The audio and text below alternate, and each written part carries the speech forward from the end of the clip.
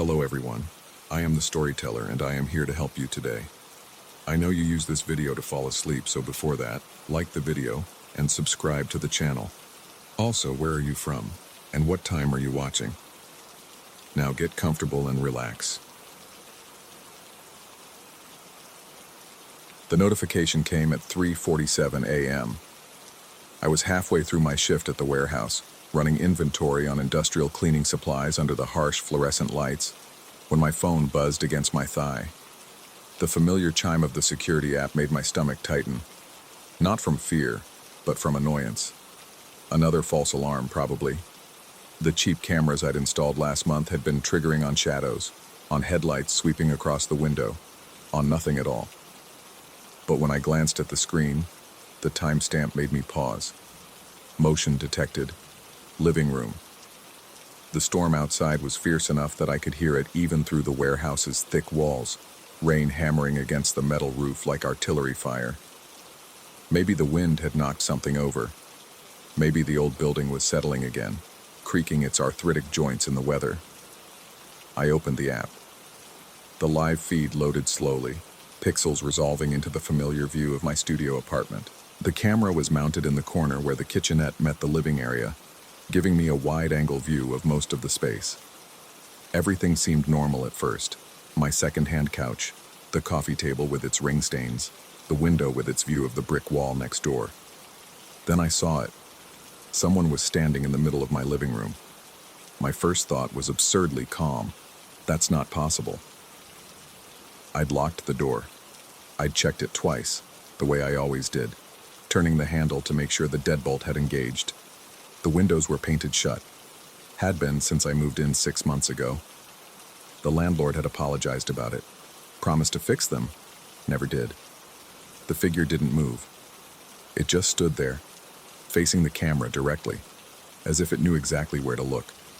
The video quality was terrible, all compression artifacts and digital noise from the low light, but I could make out a human shape. Average height, maybe. Dark clothes, or maybe that was just the shadows. The face was a pale blur, features indistinguishable. I zoomed in, my fingers shaking slightly as I pinched the screen. The image pixelated further, becoming abstract blocks of light and dark. When I zoomed back out, the figure was still there, still staring. My supervisor was calling my name. I looked up, disoriented, to find him standing a few feet away with a clipboard. Had he been calling me for long? I couldn't remember. I mumbled something about needing to make a call, family emergency, and he waved me off with the exhausted indifference of someone who'd been working nights too long to care. I walked quickly to the break room, my phone clutched in my hand, the screen still showing that impossible image. The figure hadn't moved. I called my landlord first, straight to voicemail, then building security, except there was no building security, just a number that forwarded to the landlord's voicemail. I even tried my neighbor across the hall, the one who worked nights as a nurse, thinking maybe she'd heard something. No answer. The rain was getting worse. Through the break room window, I watched it cascade down in sheets, turning the parking lot into a shallow lake. Lightning flickered in the distance, followed seconds later by a roll of thunder that seemed to go on forever. I looked back at my phone. The figure was gone. My relief lasted exactly 3 seconds, the time it took for me to realize that I hadn't seen it leave. I rewound the footage, watching the timestamp tick backward. 3:51, 3:50, 3:49, 3:48, 3:47. There. The figure appeared at 3:47:13, but not the way a person enters a room. One frame the room was empty, the next frame it was there, as if someone had spliced 2 different videos together. I played it forward again, frame by frame this time, watching for the moment it disappeared. 4 minutes. 2 seconds, 45 frames. Same thing. There one frame, gone the next. My hands were properly shaking now. I scrolled through the other camera feeds. I had 3 in total. 1 in the living area, 1 covering the door, 1 in the bedroom. The door camera showed nothing, just the empty hallway beyond my apartment, dimly lit by the building's ancient fixtures. The bedroom camera showed my unmade bed, clothes on the floor, everything exactly as I'd left it. I switched back to the living room feed, now showing the empty room in real time. or what I assumed was real time. The timestamp in the corner matched my phone's clock, but how could I really know? How could I trust anything these cameras showed me? The rest of my shift passed in a haze. I checked the app obsessively every few minutes, expecting to see the figure again. Nothing. Just my empty apartment, occasionally lit by flashes of lightning through the window. By the time 7 a.m. rolled around and my replacement arrived, I'd almost convinced myself it had been some kind of glitch. Electronic interference from the storm, maybe. These were $40 cameras from a sketchy online retailer. You get what you pay for. The drive home was treacherous. The storm had knocked out traffic lights, turning intersections into four-way stops that nobody seemed to understand. Tree branches littered the streets. The rain had lessened to a steady drizzle, but the sky remained dark, pregnant with the promise of more violence to come. I parked in the building's basement garage and sat in my car for a full minute, engine off, listening to the tick of cooling metal and the distant sound of water dripping. The garage was poorly lit, half the fluorescents dead or dying, creating pools of shadow between the concrete pillars. Every car looked suspicious. Every shadow could hide someone. Get it together, I told myself. It was a glitch. A digital ghost. Nothing more. The elevator ride to the fourth floor seemed to take forever. The old machinery groaned and rattled, making me acutely aware of the cables and pulleys that kept me suspended above 3 stories of empty space. When the doors finally opened, I practically leaped into the hallway. My apartment door was exactly as I'd left it. Locked.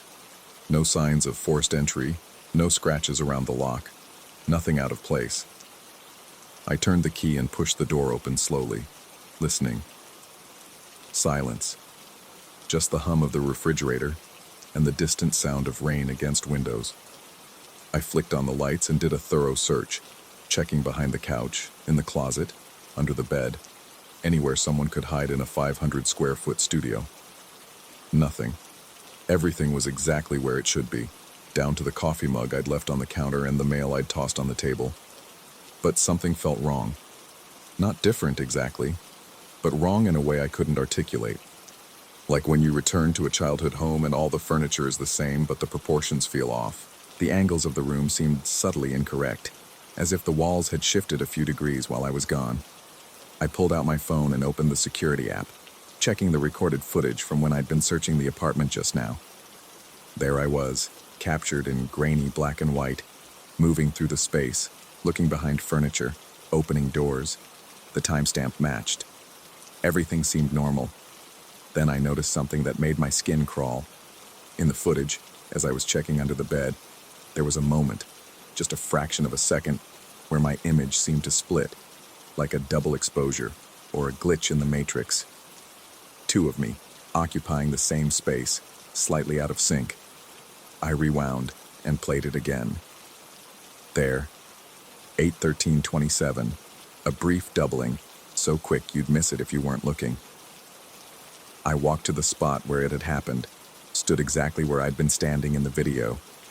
The floorboard creaked under my weight, a sound I'd grown accustomed to over the months, but now it seemed louder, more prolonged, as if the wood was straining against something beneath it. The rain picked up again, drumming against the windows with renewed intensity. I realized I was exhausted, running on adrenaline and coffee, my thoughts becoming increasingly paranoid and disconnected. I needed sleep. Everything would make more sense after I'd rested. I kicked off my shoes, collapsed onto the bed fully clothed, and closed my eyes. The notification woke me at 3:47 p.m. Motion detected. Living room.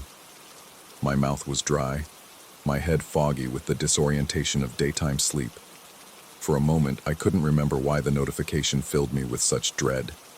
Then it all came rushing back. I grabbed my phone, fingers fumbling with the lock screen. The security app opened to the living room feed. The figure was back. Same position, same pose, same direct stare at the camera. But this time something was different. This time I was home. This time, only a thin wall separated me from whatever was standing in my living room. I held my breath, straining to hear any sound from beyond the bedroom. Nothing. Not a footstep, not a breath, not even the subtle displacement of air that comes with another person's presence. Keeping my eyes on the screen, I slid out of bed as quietly as possible. My work boots were still by the door. I grabbed one, feeling ridiculous but needing something solid in my hand. The bedroom door was cracked open slightly. Through the gap, I could see a sliver of the living room, empty. But on my phone screen, the figure remained. I pushed the door open wider, revealing more of the living room, completely empty. The couch, the coffee table, the window, everything exactly as it should be. But on the screen, that impossible figure stood in the center of it all. I stepped into the living room, phone in one hand, boot in the other. I was standing now exactly where the figure appeared to be standing in the feed. I could see myself on the screen, superimposed with the dark shape, occupying the same space. The image flickered, doubled, tripled, multiple versions of reality stacked on top of each other like acetate sheets. Then, for just a moment, I saw something that made my blood freeze. In the feed, the dark figure moved, just its head, turning slightly as if to look at something off camera. But I hadn't moved. I was standing perfectly still, barely breathing. The figure's head turned back to face the camera, and now I could make out more details. The face was still blurred, but there was something wrong with the proportions. The eyes were too far apart, or maybe there were too many of them. The mouth was a dark void that seemed to extend beyond where a mouth should end. I looked down at my own body, then back at the screen. The figure was mimicking my movements now, but with a slight delay, like a shadow that couldn't quite keep up. When I raised my hand, it raised its hand a second later. When I took a step back, it followed. The storm outside intensified, and with a crackling buzz, the lights flickered. In that brief moment of darkness, I could have sworn I saw something in the corner of my vision. A shape that shouldn't be there. A density in the darkness that suggested presence. The lights came back on. The room was empty. But the feeling remained, that sensation of being watched by something that existed just outside the range of normal perception. I checked the other cameras. The door camera showed the empty hallway, but there were gaps in the footage, moments where the image would freeze or skip, like someone had edited out frames. The bedroom camera was worse. It showed my bed, but sometimes there were indentations in the mattress that weren't there in reality, as if someone invisible was lying down. I called in sick for my next shift, and the next. I stopped sleeping in the bedroom, instead dozing fitfully on the couch where I could see most of the apartment. I kept all the lights on, burning through electricity I couldn't afford, creating an artificial day that never ended. The figure appeared every night at 3:47 a.m. Sometimes it stood in the living room. Sometimes it was in the bedroom, standing over the empty bed. Once, I saw it in the bathroom mirror, visible in the camera's feed, but not in reality. Or at least, not in the reality I could see with my naked eyes. I started recording everything, creating folders of footage on my laptop. Hours and hours of video, documenting the impossible. I found patterns. The figure appeared more clearly during storms. It moved more when I was tired. It seemed to respond to my emotional state, becoming more active when I was afraid, more solid when I was angry. But the worst part was what I found when I reviewed the older footage from before the first appearance. The figure had always been there, in recordings from weeks ago, months ago. I could see it now, faint, barely visible, like a watermark on reality, standing in the corner while I watched TV, sitting on the edge of my bed while I slept, following me from room to room, always just outside my peripheral vision. How long had it been there? Since I moved in? Before that? Had it been in my previous apartment? My childhood home? How many years had I lived with this thing watching me and I'd never known? I tried moving the cameras, changing angles, using different apps. It didn't matter. The figure adapted, always knowing where to stand to be seen. Or perhaps it existed in the cameras themselves, in the digital space between reality and recording. My neighbor across the hall knocked on my door one evening, concerned.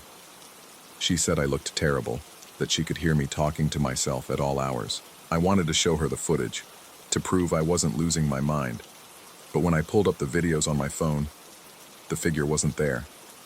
The apartments in the recordings were empty, normal, free of any supernatural presence. Only I could see it. Only when I was alone. The storm returned last night, worse than before. The power went out completely this time, plunging the building into darkness. My cameras, running on battery backup, continued recording. In the green-tinted night vision mode, the figure was clearer than ever. It wasn't standing still anymore. It was moving through my apartment with purpose, touching things, examining objects. It picked up the photo of my parents from the bookshelf, studied it, set it back down at a different angle.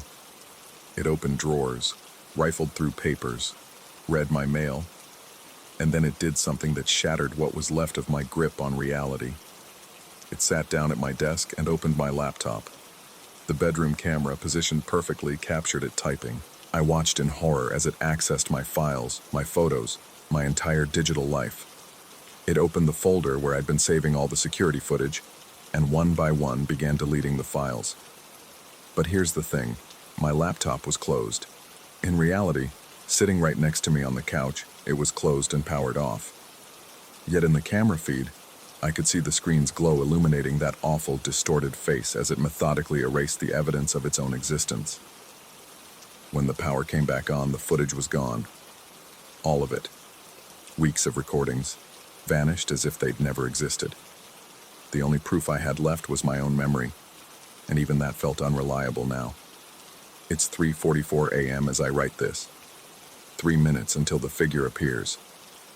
I've turned off all the cameras, deleted the apps, thrown my phone in a drawer. I don't want to see it anymore. I don't want to know. But I can feel it. Even without the cameras, I can feel its presence. It's here, has always been here, will always be here. The cameras didn't reveal it. They just gave it a way to reveal itself to me. A digital mirror reflecting something that exists in the spaces between what we can see and what we know is there. The clock on my laptop reads 3:46 a.m., 1 minute.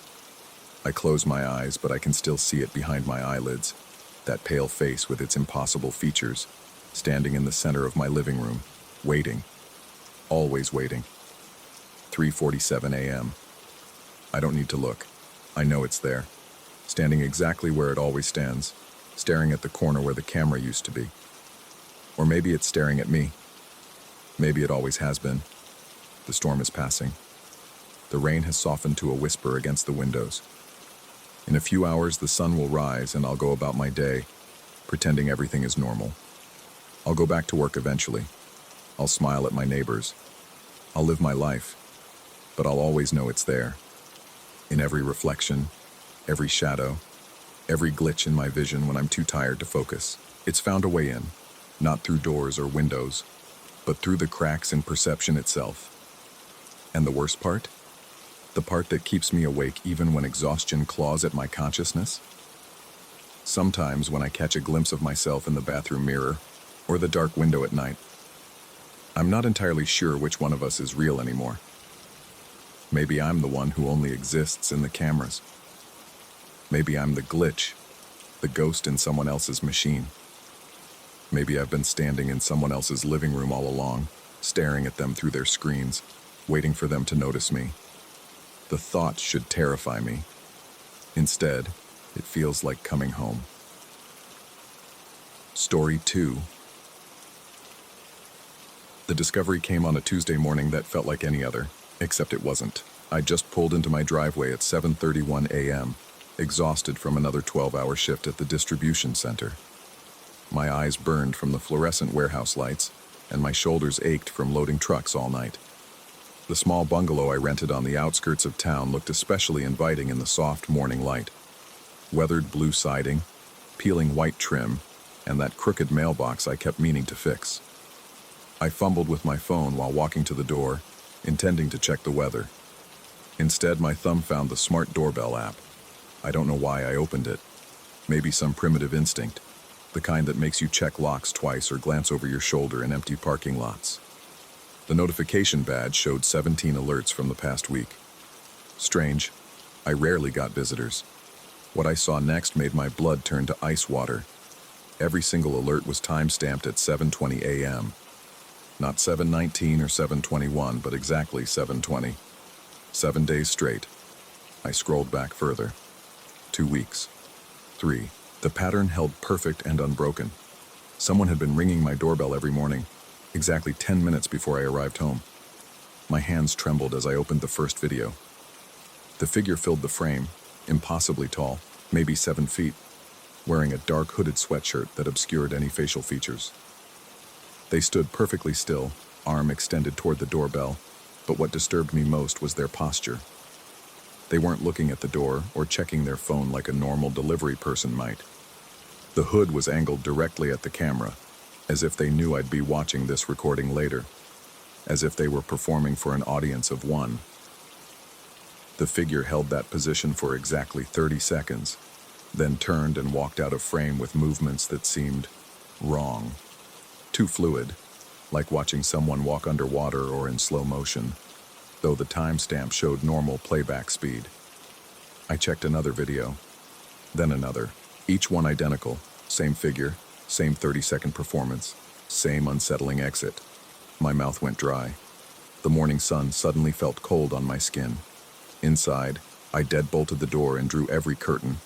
The familiar sanctuary of my rented bungalow now felt exposed, vulnerable. I paced the narrow hallway, mind racing. Who knew my schedule that precisely? I worked rotating shifts, but Tuesdays through Saturdays, I always clocked out at 7 a.m. sharp. 20-minute drive home. The math was simple, deliberate. I called in sick for the next shift, something I hadn't done in 2 years. My supervisor sounded concerned. I was reliable, never missed work. I mumbled something about food poisoning and hung up. That night, I sat in my darkened living room, watching the doorbell's live feed on my laptop. The street remained empty except for the occasional passing car, their headlights sweeping across my small front yard like searchlights. At 7:20 a.m., nothing happened. The doorbell stayed silent.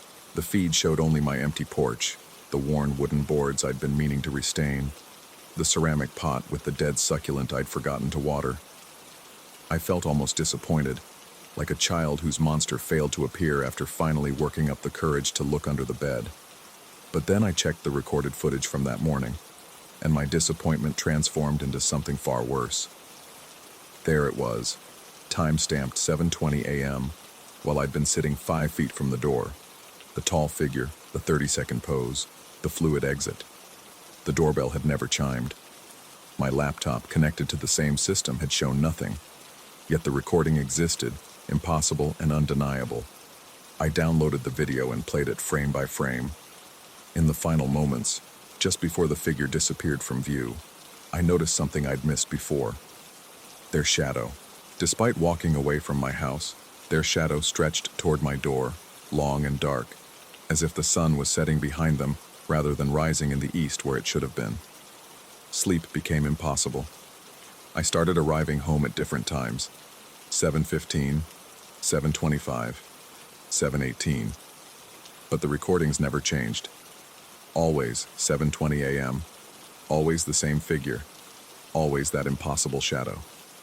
I installed additional cameras, covering every angle of my property.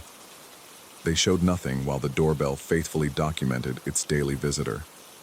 I tried staying home, calling in sick for a week straight. Every morning at 7:20, I stood behind my door, hand on the deadbolt, ready to confront whoever, whatever, was doing this. The doorbell never rang. The porch remained empty, but the recording appeared anyway, showing the figure standing exactly where I was looking through the peephole at nothing but morning air. On the 8th day of my self-imposed siege, something changed. The figure in the recording was closer to the door, their hood tilted at a different angle. Still 30 seconds, still that unnatural exit, but now I could make out the faintest suggestion of features within the hood's shadow, or rather, the absence of features, like looking at a face through heavy static. I decided to catch them in the act. I parked my car 2 blocks away and crept back to hide in the thick bushes beside my porch. 7:19 came and went. At 7:20, I heard footsteps on the wooden boards, heavy, measured, real. My heart hammered as I peered through the leaves. The porch was empty. The footsteps continued, creaking across boards I could see were bearing no weight. Then came the electronic chime of the doorbell, though I could clearly see no finger pressing it. I burst from the bushes, stumbling onto the porch. The footsteps stopped immediately. The morning air felt thick, oppressive, like breathing through wet cotton. There was a smell too, ozone and something organic like soil after rain. I stood there panting, probably looking insane to any neighbor who might have been watching. Mrs. Chen across the street was retrieving her newspaper. She waved hesitantly, and I forced myself to wave back, trying to appear normal while my world tilted off its axis. Inside, I immediately checked the recording. There I was, wild-eyed and disheveled, bursting from the bushes onto an occupied porch. The tall figure stood exactly where I'd been standing, and for one horrifying moment, our bodies occupied the same space in the frame. Then I moved, and they remained, completing their 30-second ritual as I fumbled with my keys in the background, oblivious to their presence.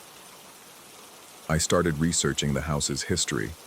The property management company was unhelpful, just another rental in their portfolio. City records showed nothing unusual. Previous tenants had stayed the typical 6 months to a year. Nobody had died here, at least not officially. But I found a detail that made my skin crawl. The house had been built in 1947, and the original owner had installed a doorbell in 1952. Every subsequent owner had kept that same doorbell location, updating the hardware but never moving the position.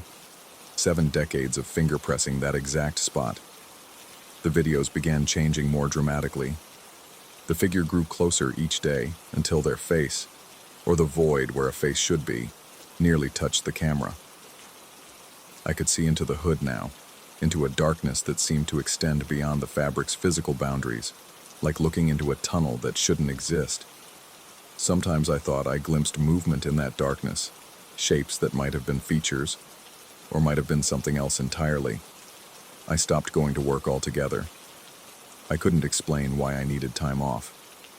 Couldn't articulate the dread that had taken root in my chest. My supervisor left increasingly concerned voicemails that I deleted without listening to completion. Money would become a problem soon, but that seemed like a concern for someone living in a rational world, and I no longer qualified. On the 14th day of my vigil, I decided to be waiting on the porch at 7:20. I sat in the old wooden chair I'd bought at a garage sale, facing the street, fighting every instinct that screamed at me to go inside, to run, to never come back. 7:19 arrived with my heart thundering. I gripped the chair's arms until my knuckles went white. At 7:20, I heard the footsteps behind me, on my own porch. Impossible, since I could see the entire front yard, and nobody had approached. The footsteps came closer, boards creaking under invisible weight. I couldn't turn around. My body simply refused, muscles locked in primordial terror. The smell intensified, earth and electricity and something else, something organic and wrong. I felt breath on my neck, cold and damp, a whisper, so faint I might have imagined it. "You're always 10 minutes late." The doorbell rang. I jerked forward, spinning around.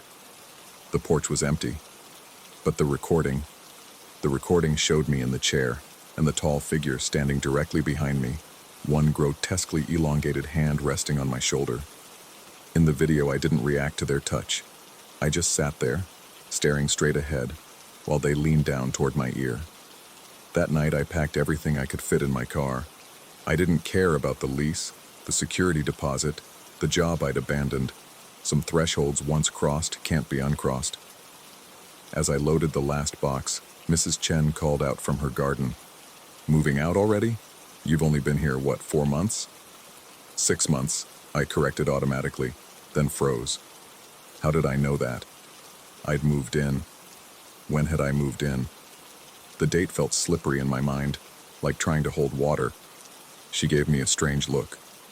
"No, dear. You moved in last month. I remember because it was right after the Johnsons left. They only stayed 6 weeks, poor things. Said something about the doorbell acting up." I drove away without responding, watching the bungalow shrink in my rearview mirror. It was 7:10 a.m. In 10 minutes, someone would ring that doorbell. Or maybe they already had. Maybe they were always ringing it. In some layer of reality I could only glimpse through digital recordings. I found a new place 3 towns over, a studio apartment in a complex with no doorbells, only buzzers. I thought I'd escaped. I thought geography and technology could save me. But last night, I discovered something that made me realize there is no escape, only deeper levels of the maze. I was reviewing old photos on my phone, trying to remember what normal felt like. I found a selfie I'd taken the day I moved into the bungalow, standing on that creaky porch, smiling and unaware. But in the background, barely visible through the window's reflection, was a tall figure in a hood standing in what would become my living room. I zoomed in with shaking fingers. The timestamp read 7:20 a.m. The photo was taken at 3 p.m. Now I understand. It was never about the doorbell, never about the house.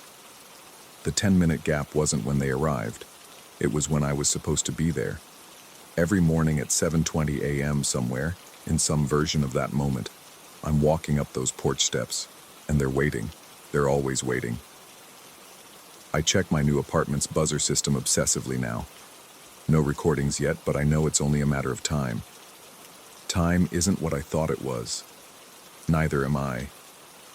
Sometimes I catch myself walking toward doors I don't remember approaching, reaching for doorbells that shouldn't exist. My reflection arrives places seconds before I do. This morning I woke up at 7:19 a.m. without setting an alarm. My hand was already reaching for the door handle. Outside my apartment, I heard footsteps that matched mine perfectly, like an echo that comes before the sound. I didn't open the door, but I know that somewhere, in some recording I haven't found yet, I already have. The doorbell here doesn't ring. It doesn't need to. They know I'm home.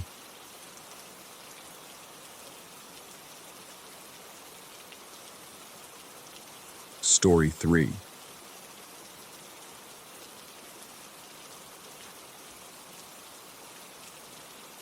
The floorboards above my bedroom ceiling groaned with a familiar weight at exactly 3 in the morning. I knew because I'd been awake for the past hour, staring at the digital clock's red numerals as they crawled toward that dreaded time. It had been happening for 2 weeks now, ever since I'd moved into this decrepit Victorian rental on the outskirts of town. The house had been a steal, suspiciously cheap for its size, with original hardwood floors and ornate crown molding that belonged in a museum. The landlord, an elderly woman with trembling hands and eyes that never quite met mine, had mumbled something about the previous tenants leaving suddenly. I should have asked more questions. I should have wondered why a place this spacious sat empty for months in a tight rental market. But I was desperate. The divorce had cleaned me out, and this was all I could afford that didn't require a lengthy commute to work. So I signed the lease with barely a second thought, ignoring the musty smell that seemed to seep from the walls themselves, and the way shadows gathered too thickly in the corners. The attic access was in the hallway outside my bedroom, a narrow pull-down ladder that shrieked like rusty hinges when I first discovered it. The space above was cramped, barely 5 feet at its highest point, forcing anyone who entered to crawl or crouch. I'd gone up there exactly once when I first moved in, just to check for leaks or pest problems. The air had been thick with decades of dust, and something about the oppressive darkness made my skin crawl. I'd descended quickly, deciding there was nothing up there worth my attention. That was before the footsteps started. At first, I convinced myself it was the old house settling. Wood expands and contracts, pipes knock and rattle. These were the lies I told myself as I lay rigid in bed, listening to the deliberate rhythm of something, pacing directly above me.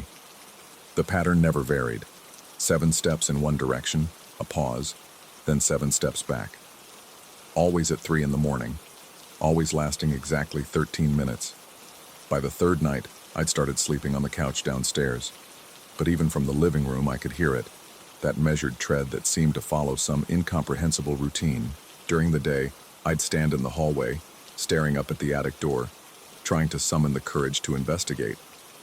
But something always held me back. Some primal instinct that whispered warnings in the primitive parts of my brain. It wasn't until I found the footprints that denial became impossible. I'd finally steeled myself to go up there on a Saturday afternoon, when sunlight streamed through the hall window and made everything seem less threatening. The ladder protested under my weight, and dust motes danced in the shaft of light that followed me up. The attic was exactly as I'd left it, or so I thought at first. But as my eyes adjusted to the gloom, I saw them. Clear impressions in the thick dust coating the floor. The footprints were bare, human-sized, and they traced the exact pattern I'd been hearing. 7 steps one way, a pivot, 7 steps back. But what made my blood turn to ice water was that they were fresh. The crisp edges hadn't been softened by time or air currents. Someone had been up here recently. Someone had been up here while I slept below. My hands shook as I traced the path with my flashlight. The footprints led to and from the corner where the roof sloped lowest, a space so cramped that even crouching would be uncomfortable. I approached it slowly, my heart hammering against my ribs. There, in the darkest recess, I found something that made me scramble backward so fast I nearly fell through the access hole. Scratched into the wooden beam, in jagged letters that looked carved by fingernails, were words, "You hear me now." I fled the attic and spent that night in a motel, trying to convince myself to break the lease, to run and never look back. But something drew me back. Maybe pride, maybe stupidity, or maybe something else entirely. Something that whispered that running wouldn't solve anything, that whatever was in that attic would simply follow. The next evening I set up a digital recorder in the attic. If someone was breaking into my home, I'd have evidence. If it was something else, well, I'd deal with that when I had proof. I placed it in the center of the room, activated the motion sensor, and retreated to my bedroom to wait. 3 in the morning came with its usual precision. The footsteps began their measured dance above me, and I lay there, knowing the recorder was capturing everything. The 13 minutes stretched like hours, each footfall seeming to press down on my chest, making it harder to breathe. When silence finally returned, I had to fight every instinct not to immediately retrieve the device. I waited until dawn, when weak sunlight filtered through my bedroom curtains. My hands trembled as I climbed the ladder and grabbed the recorder. Back in the safety of my bedroom, I connected it to my laptop and opened the audio file. At first, there was nothing but the ambient hum of an empty space. Then at exactly 3 a.m., according to the timestamp, the sounds began. But they weren't footsteps, not exactly. It was a dragging noise, like someone pulling themselves across the floor with their hands. The sound grew closer to the recorder, and I could hear breathing. Labored, wet, wrong somehow. Then came my voice. But I hadn't been in the attic. I'd been in my bed, paralyzed with fear, listening to the footsteps above. Yet there was my voice on the recording, whisper soft but unmistakably mine, reciting something in a monotone that made my skin crawl. 7 steps to remember, 7 steps to forget, 7 above and 7 below. The watcher watches the watched watching back.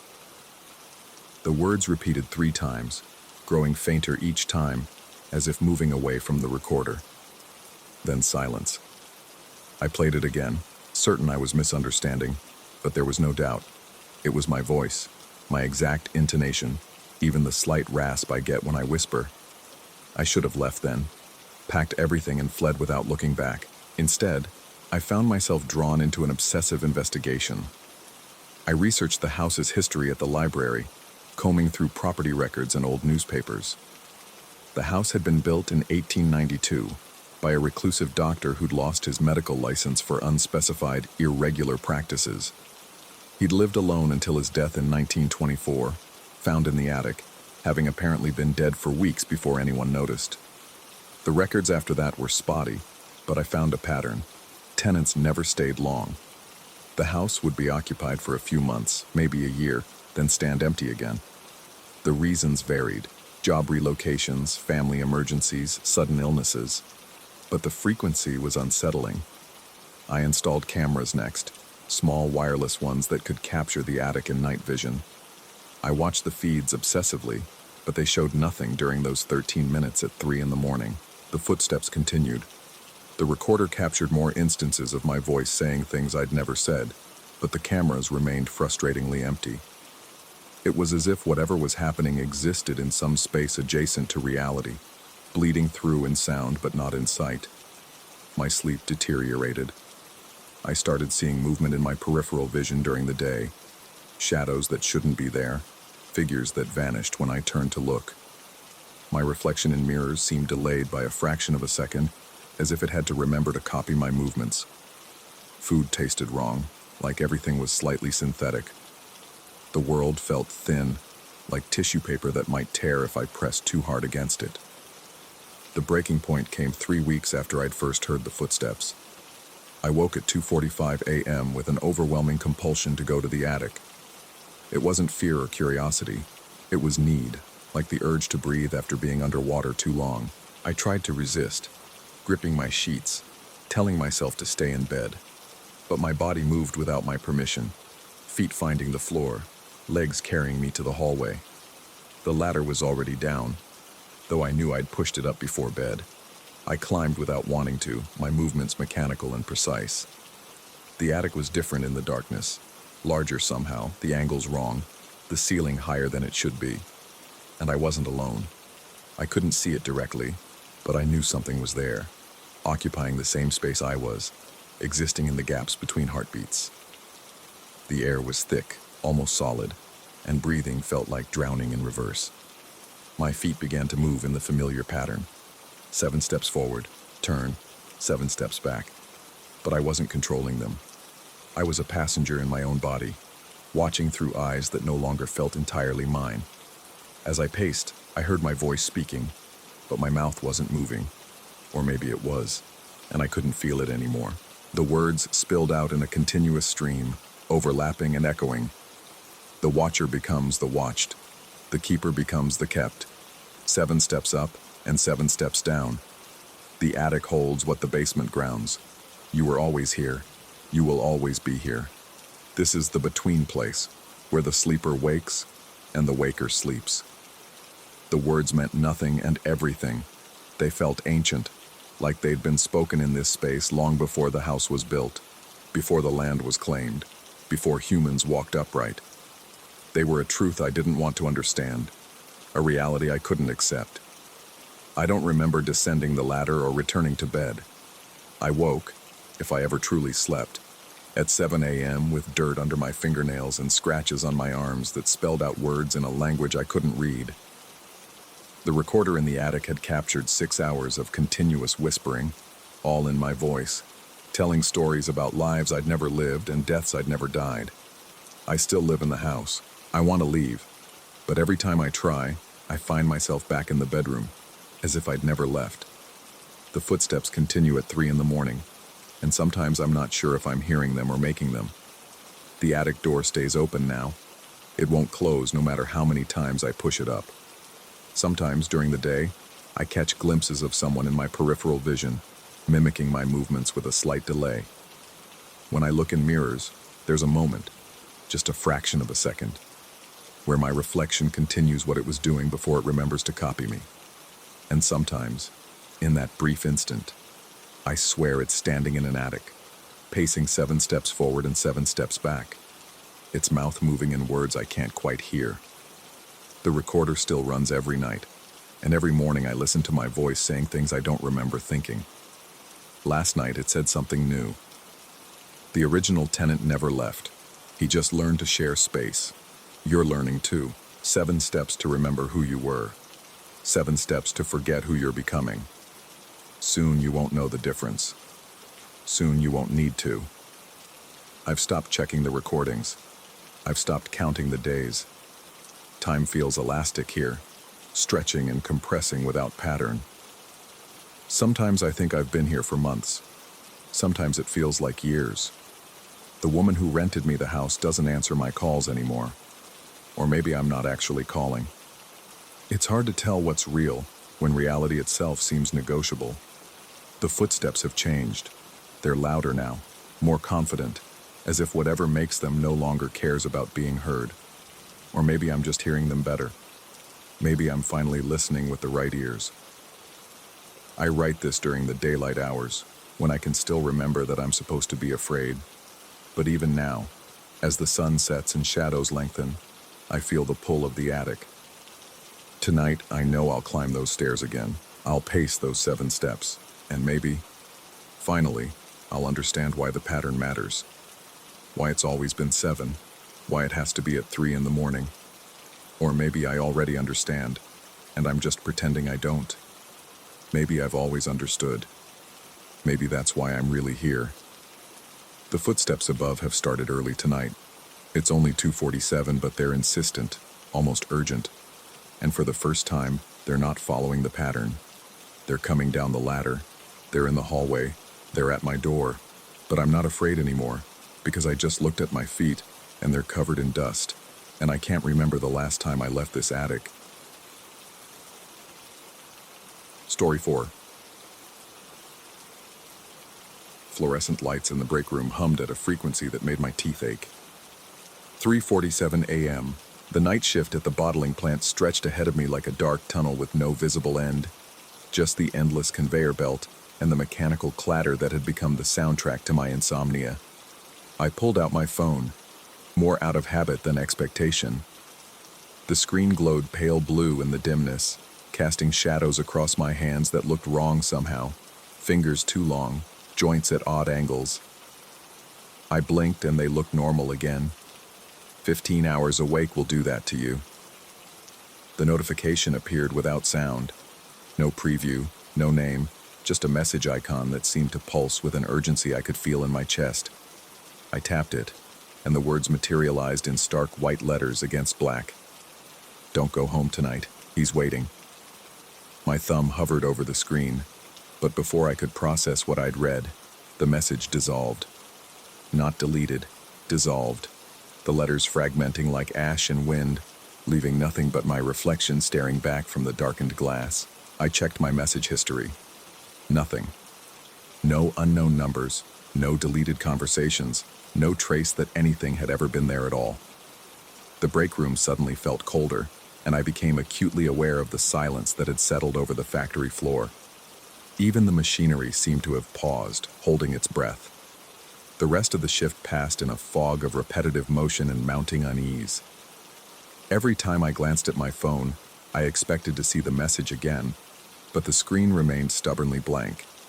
By the time 6 a.m. rolled around and the day shift began filtering in with their coffee and small talk, I'd almost convinced myself I'd imagined it. Almost. The bus ride home took 40 minutes through streets just beginning to wake.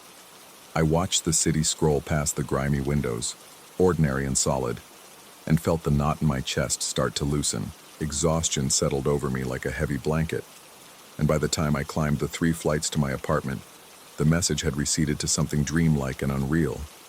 The door was locked. Of course it was locked. I turned the key and pushed inside, and that's when I felt it. A subtle wrongness that prickled across my skin like static electricity.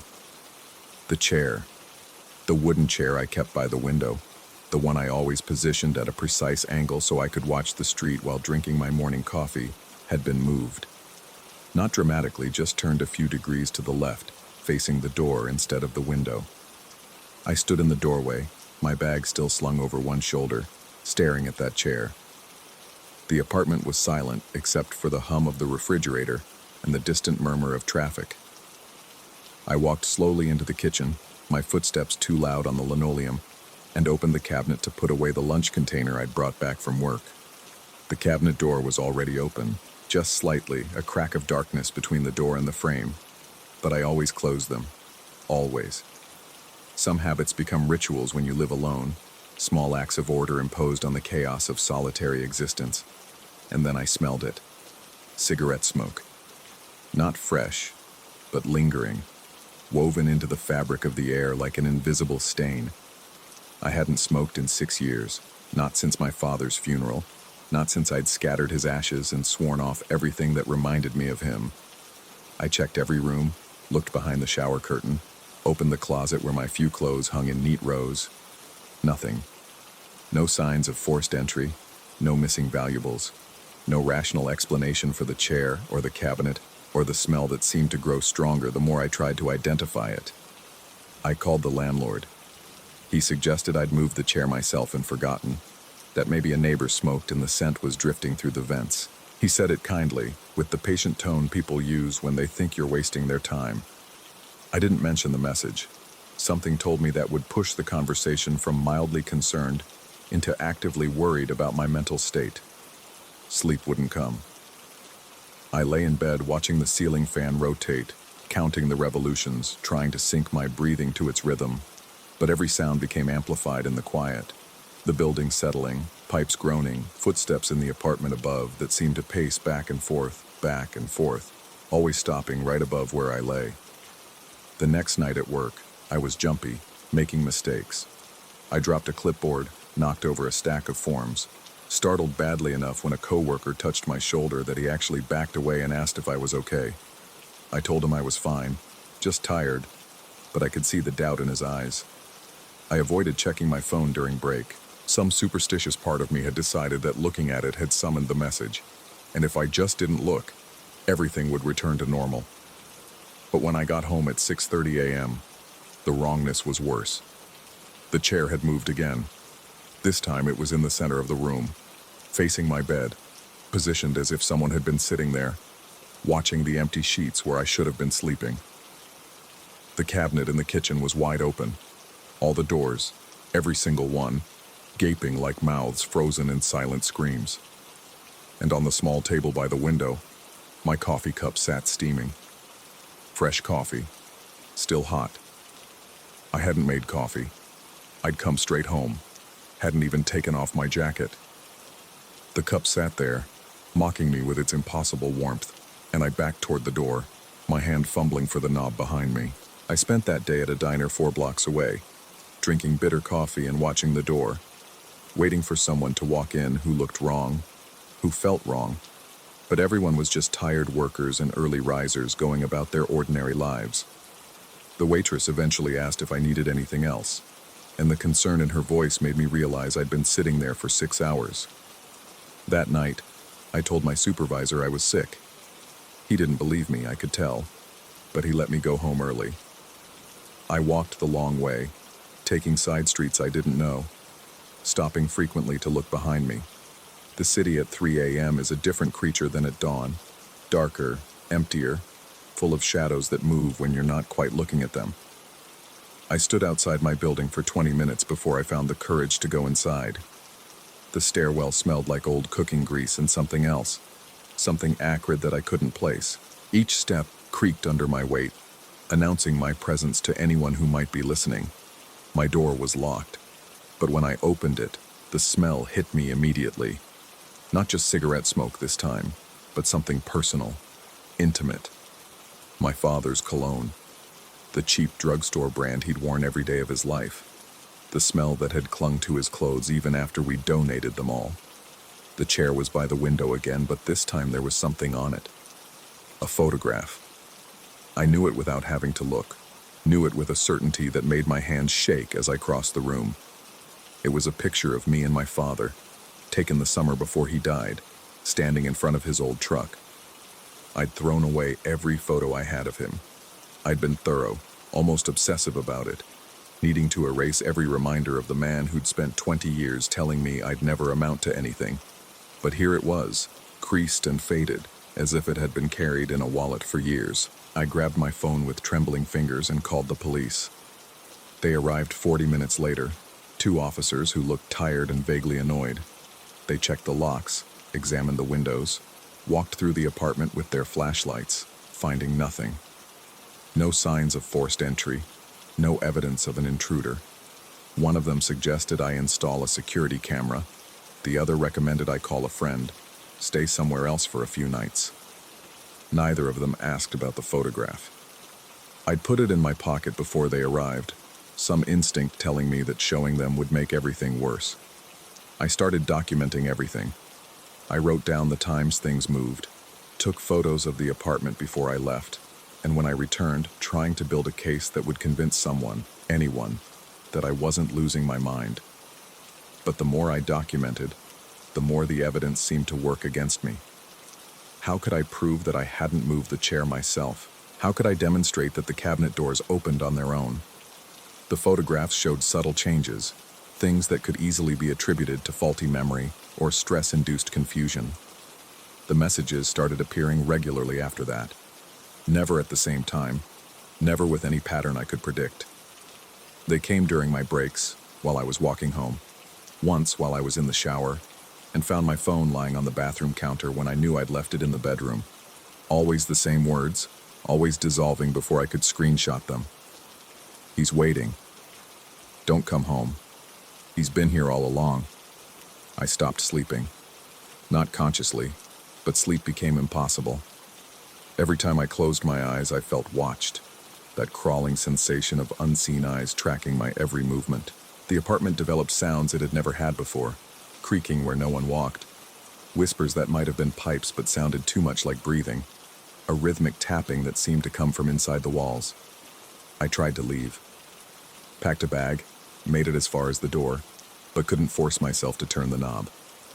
Because leaving meant admitting it was real, meant acknowledging that something was happening that defied explanation. And if it was real, if there truly was someone, something in my apartment, then where could I possibly go that it wouldn't follow?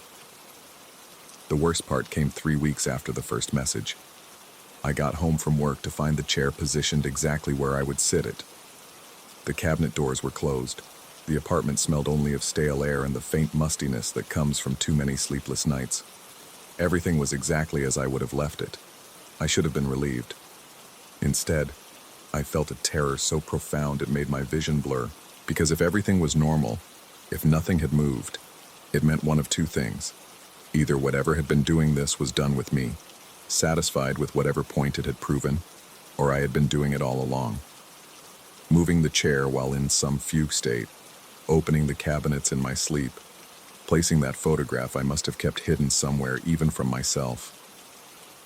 I stood in the center of the room and spun slowly, taking in every detail. The morning sun streamed through the window, casting everything in ordinary golden light. Just an apartment, just furniture and walls and the accumulated detritus of a solitary life. That's when I saw it. Written in the dust on my bedroom mirror, letters formed by the simple act of wiping clean sections of the grime. Look behind you. I didn't turn around. Couldn't, because I'd cleaned that mirror yesterday, scrubbed it until it shone, and the dust that should have taken weeks to accumulate had appeared overnight, thick enough to write in, thick enough to carry a message. And standing there, frozen, unable to turn and see what might be behind me, unable to look away from those 4 words, I finally understood. The waiting wasn't for me to come home. The waiting was for me to realize that I'd never been alone. Not since the message. Not since before that. Possibly not since my father died and left me with nothing but the echoing silence of an empty apartment and the crushing weight of words I could never take back. The sun continued to stream through the window. The refrigerator hummed. Somewhere in the building, someone turned on a television, and canned laughter filtered through the walls. All so normal, all so perfectly ordinary. I forced myself to turn around. The apartment was empty. Of course it was empty. But the chair had moved again, and in the kitchen, I could hear the soft click of cabinet doors, opening one by one, in a rhythm that sounded almost like a heartbeat. I checked my phone with shaking hands. 3:47 a.m. But that was impossible. I could see daylight through the window, feel the warmth of morning sun on my face. My phone insisted otherwise, and with growing horror, I realized I couldn't remember the bus ride home, couldn't remember the walk up the stairs, couldn't remember anything after the break room at the factory where I'd sat under those buzzing fluorescent lights, staring at a message that may or may not have existed. The messages keep coming now. Sometimes I respond. Sometimes I beg whoever, whatever, is sending them to just show itself, to stop hiding, to end this. But they never answer, just keep arriving with their warnings and their implications. I still go to work, still ride the bus, still climb the 3 flights to my apartment. The chair moves, the cabinets open. The smell of cigarette smoke and cheap cologne ebbs and flows like a tide governed by rules I cannot comprehend. And sometimes, late at night when the factory machinery goes silent and the break room empties and I'm alone with my phone and the buzzing lights, I wonder if the message was ever meant as a warning at all. Maybe it was an invitation. Maybe he's not waiting for me to come home. Maybe he's waiting for me to realize I never left. The phone is buzzing in my hand right now. 3:47 a.m. The message appears, letters sharp and white against the darkness. Why do you keep trying to leave? And for the first time, I don't know if the question is being asked by someone else, or if I'm asking it of myself. The fluorescent lights hum overhead. The chair in my apartment is turning, and I cannot remember which room I'm sitting in anymore. The break room or my bedroom, the factory or home, the present or some moment I've been locked in since the night I first saw those words appear on my screen. He's waiting. He's always been waiting. And I'm starting to suspect that he and I might be the same person after all. Story 5. The notification came at 2:47 a.m. I'd been lying awake for an hour already, listening to the old boarding house settle around me. The radiator clanked. Floorboards contracted in the cooling night air. Somewhere down the hall, a door frame creaked with the shifting of century-old wood. Normal sounds. The sounds I'd grown accustomed to over the past 3 months since moving into room 7. My phone buzzed against the nightstand, its screen casting a pale blue glow across the water-stained ceiling. The notification was from the Ring camera I'd mounted outside my door 2 weeks ago, after the incident started. Motion detected. Someone was in the hallway. I unlocked the phone with trembling fingers and tapped the live feed. At first I saw nothing but the empty corridor stretching away from my door, illuminated by the camera's night vision in shades of silver and black. The floral wallpaper, peeling at the seams, looked diseased in the infrared light. The runner carpet, worn down to its backing in the center, led toward the stairwell at the far end. Everything appeared still. Then I saw him. He stood near the stairs, perhaps 15 feet from my door. A man in what looked like dark clothing, though the night vision made it difficult to determine colors or fine details. He wasn't moving, just standing there in the middle of the hallway, facing my direction, facing my camera, facing me. My mouth went dry. I sat up slowly, the springs in the old mattress groaning beneath me. The man in the feed didn't react to the sound. He remained perfectly motionless, his posture suggesting someone deep in thought, or someone listening. I watched him for 3 minutes, then 4. He never moved, never shifted his weight, never turned his head. The timestamp in the corner of the screen continued its relentless march forward, but the figure in the hallway existed outside of time, frozen in some private moment of consideration. My hand moved to the doorknob before I consciously decided to get up. But something stopped me. Some primal instinct whispered that opening the door would be a mistake, that whatever stood in the hallway wasn't waiting to be greeted. Instead, I began recording. The app allowed me to save the live feed directly to my phone. I hit the button and watched the red dot appear in the corner of the screen, confirming the recording had started. The man took a step forward. It wasn't a normal step. There was no transition between standing and moving. One moment he was 15 feet away, and the next he was 12 feet away, his right foot forward as if he'd simply materialized in a new position. The camera had a high frame rate. It shouldn't have missed the movement. My heart hammered against my ribs. I pressed myself against the headboard, phone clutched in both hands, eyes locked on the screen. Another step, then another. Each time, the same unnatural progression. No fluid motion. Just discrete positions, like someone advancing through a series of still photographs. 9 feet away, 6 feet away. He was tall. That detail crystallized as he drew closer, well over 6 feet, with a thin frame that seemed to elongate in the camera's distorting lens. His face remained indistinct, a blur of shadows and pale skin, but I could see his eyes now. Or rather, I could see the dark hollows where his eyes should be. Twin voids that seemed to absorb the camera's infrared light. 3 feet from my door, 3 feet from me, with only a thin barrier of old wood between us. I stopped breathing. The recording continued, the timestamp advancing second by second. The figure stood directly in front of the camera now, close enough that his chest filled most of the frame. close enough that I could see the rise and fall of his breathing, slow and steady and patient. Then his head tilted, not up or down, but sideways, like a dog hearing a distant sound. The movement was too fluid, too boneless. His neck bent at an angle that made my own neck ache in sympathy.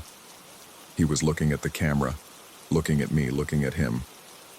My thumb hit the stop button on the recording without conscious thought. I closed the app, locked my phone, shoved it under the pillow as if that might somehow sever the connection. For a long moment, I sat in the darkness, listening to my own ragged breathing and the renewed clanking of the radiator. Then I heard it. A soft sound from the hallway. Not footsteps, not the creak of floorboards. Something else. Something like breathing, slow and steady, coming from just beyond my door. I didn't sleep that night. I sat with my back against the headboard, knees drawn up to my chest, watching the strip of dim light beneath my door for any sign of shadow movement. The breathing sound eventually stopped, or perhaps I simply grew too exhausted to distinguish it from the house's other noises. When pale dawn light finally crept through the window, I approached the door with the caution of someone defusing a bomb. I pressed my ear against the wood, listening. Nothing. Just the distant sound of another tenant's alarm clock and the rattle of pipes as someone started a shower on the floor below. I opened the door. The hallway was empty. Morning light slanted through the window at the far end, illuminating dancing dust motes and the faded floral wallpaper. Everything looked mundane, ordinary.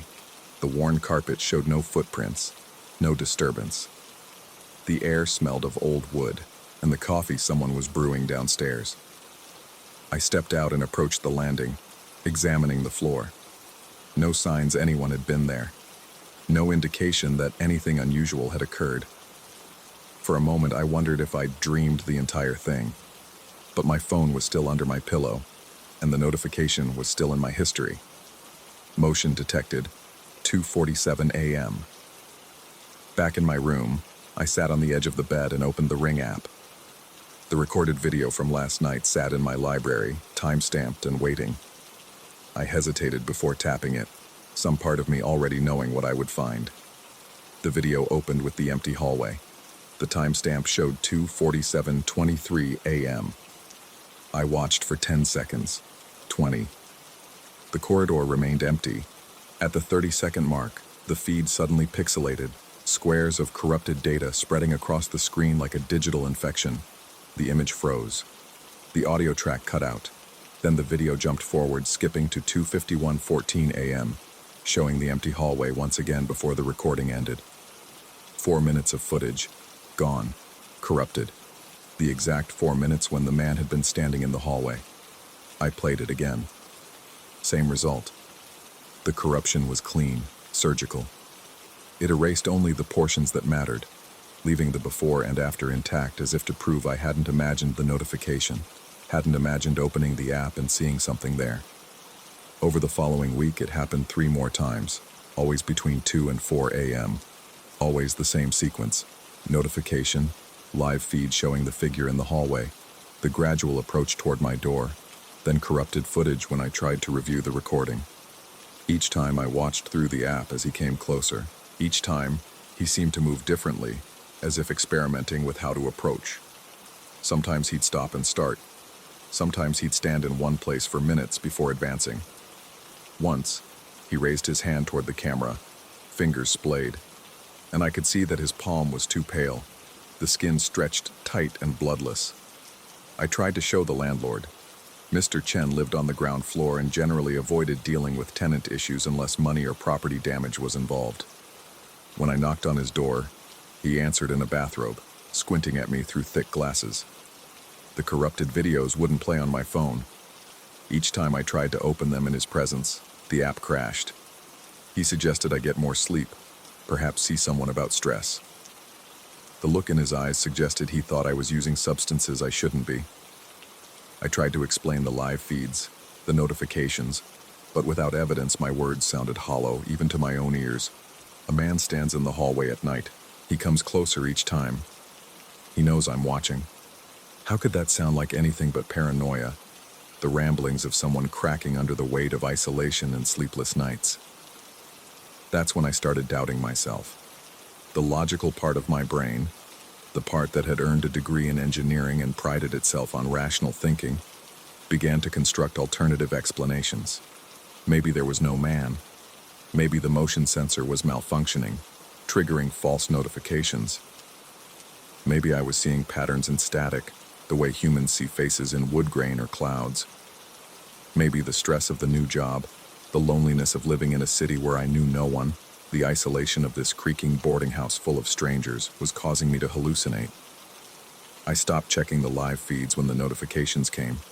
I'd silence my phone and roll over, forcing myself to believe there was nothing there. Nothing to see, nothing watching. But the notifications kept coming. 2:14 a.m., 2:33 a.m., 3:47 a.m.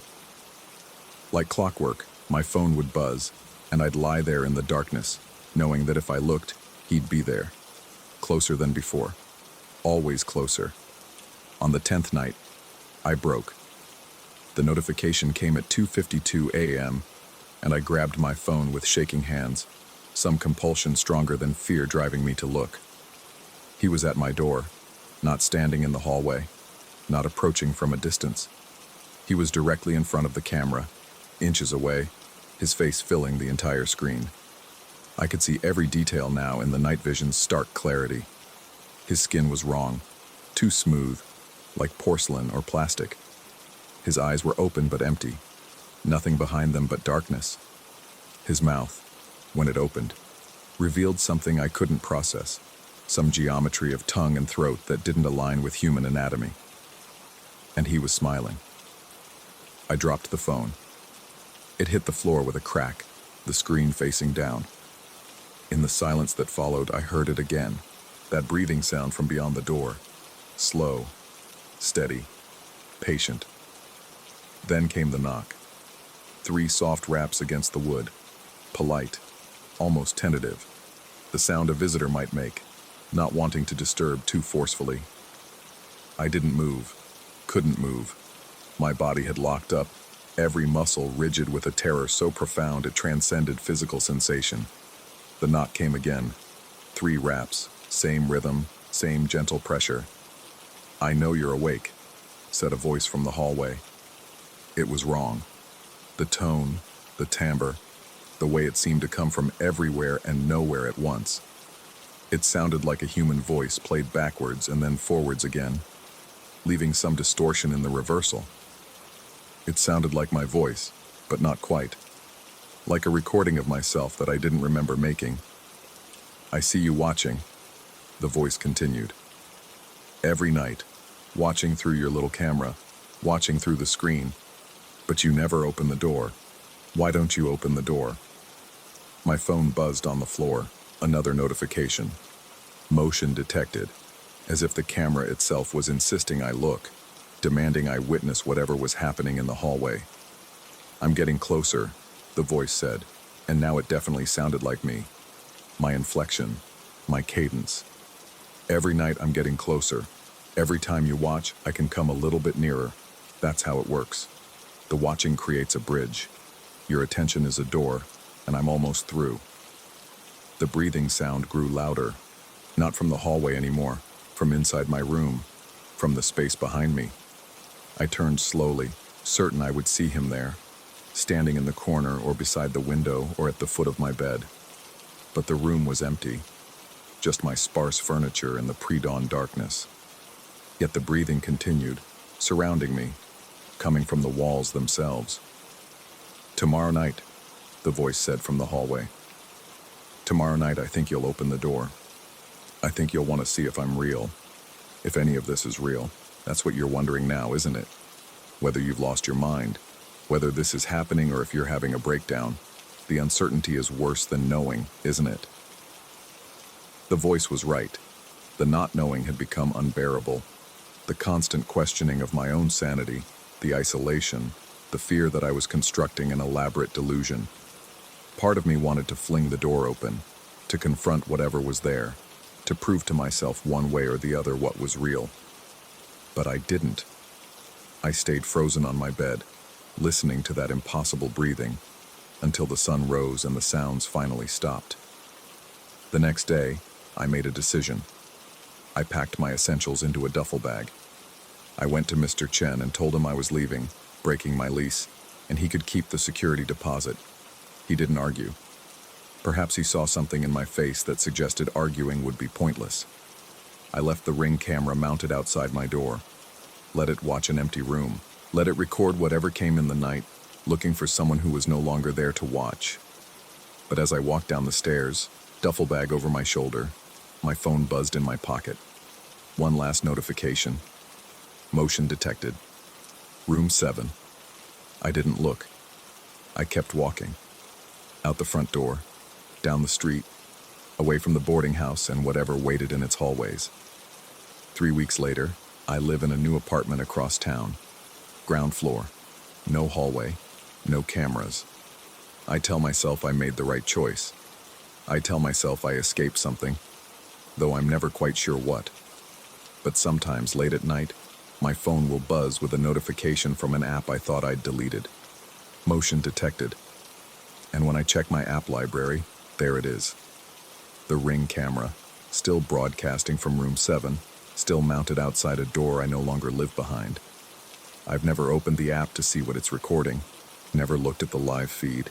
I tell myself I don't need to know, that not watching is what keeps me safe. But the notifications keep coming. Every night, around 2:47 a.m., my phone will buzz, and I'll lie awake in my new bed, in my new room, wondering if distance matters at all, wondering if the watching created something permanent, wondering if I can ever truly stop paying attention. And sometimes, in those late hours, I hear breathing in my new room.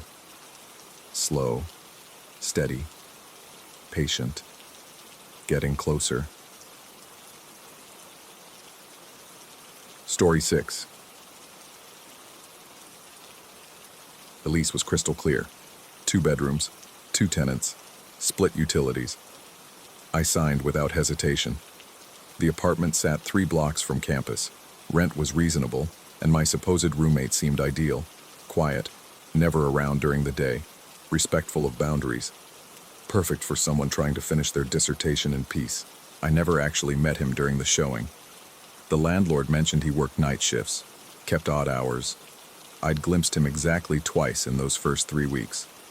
A silhouette slipping into the second bedroom as I returned from the library, always with his back to me, always in that same dark jacket. The door would click shut before I could call out a greeting. His room sat at the end of the narrow hallway, mine closest to the living area. Between us, a bathroom we apparently never used at the same time, and a kitchen where I never found evidence of his meals. The building itself felt wrong from the beginning, though I attributed that to the architecture. Built in the 1960s, it possessed that peculiar institutional quality: cinder block walls painted over dozens of times, fluorescent lighting that hummed at a frequency that made my teeth ache, hallways that seemed to stretch longer at night. The apartment's layout amplified this unease. A shotgun-style configuration where you could see straight through from the front door to the back wall, every room a way station to the next. The landlord had installed a large mirror in the entryway, presumably to make the space feel larger. It succeeded only in creating the constant sensation of being watched by your own reflection. I noticed the sounds first. Not loud, never loud. Soft conversational murmurs seeping through the wall adjoining our bedrooms, always between 2 and 4 in the morning. Male voices, I thought, though the words remained indistinct, like listening to a television through water. I'd press my ear to the cold wall, straining to make sense of the cadence. But the moment I focused, the sounds would fade to nothing. I convinced myself he was watching movies with the volume low, talking on the phone, living his life as quietly as I lived mine. The rent check provided the first crack in this comfortable fiction.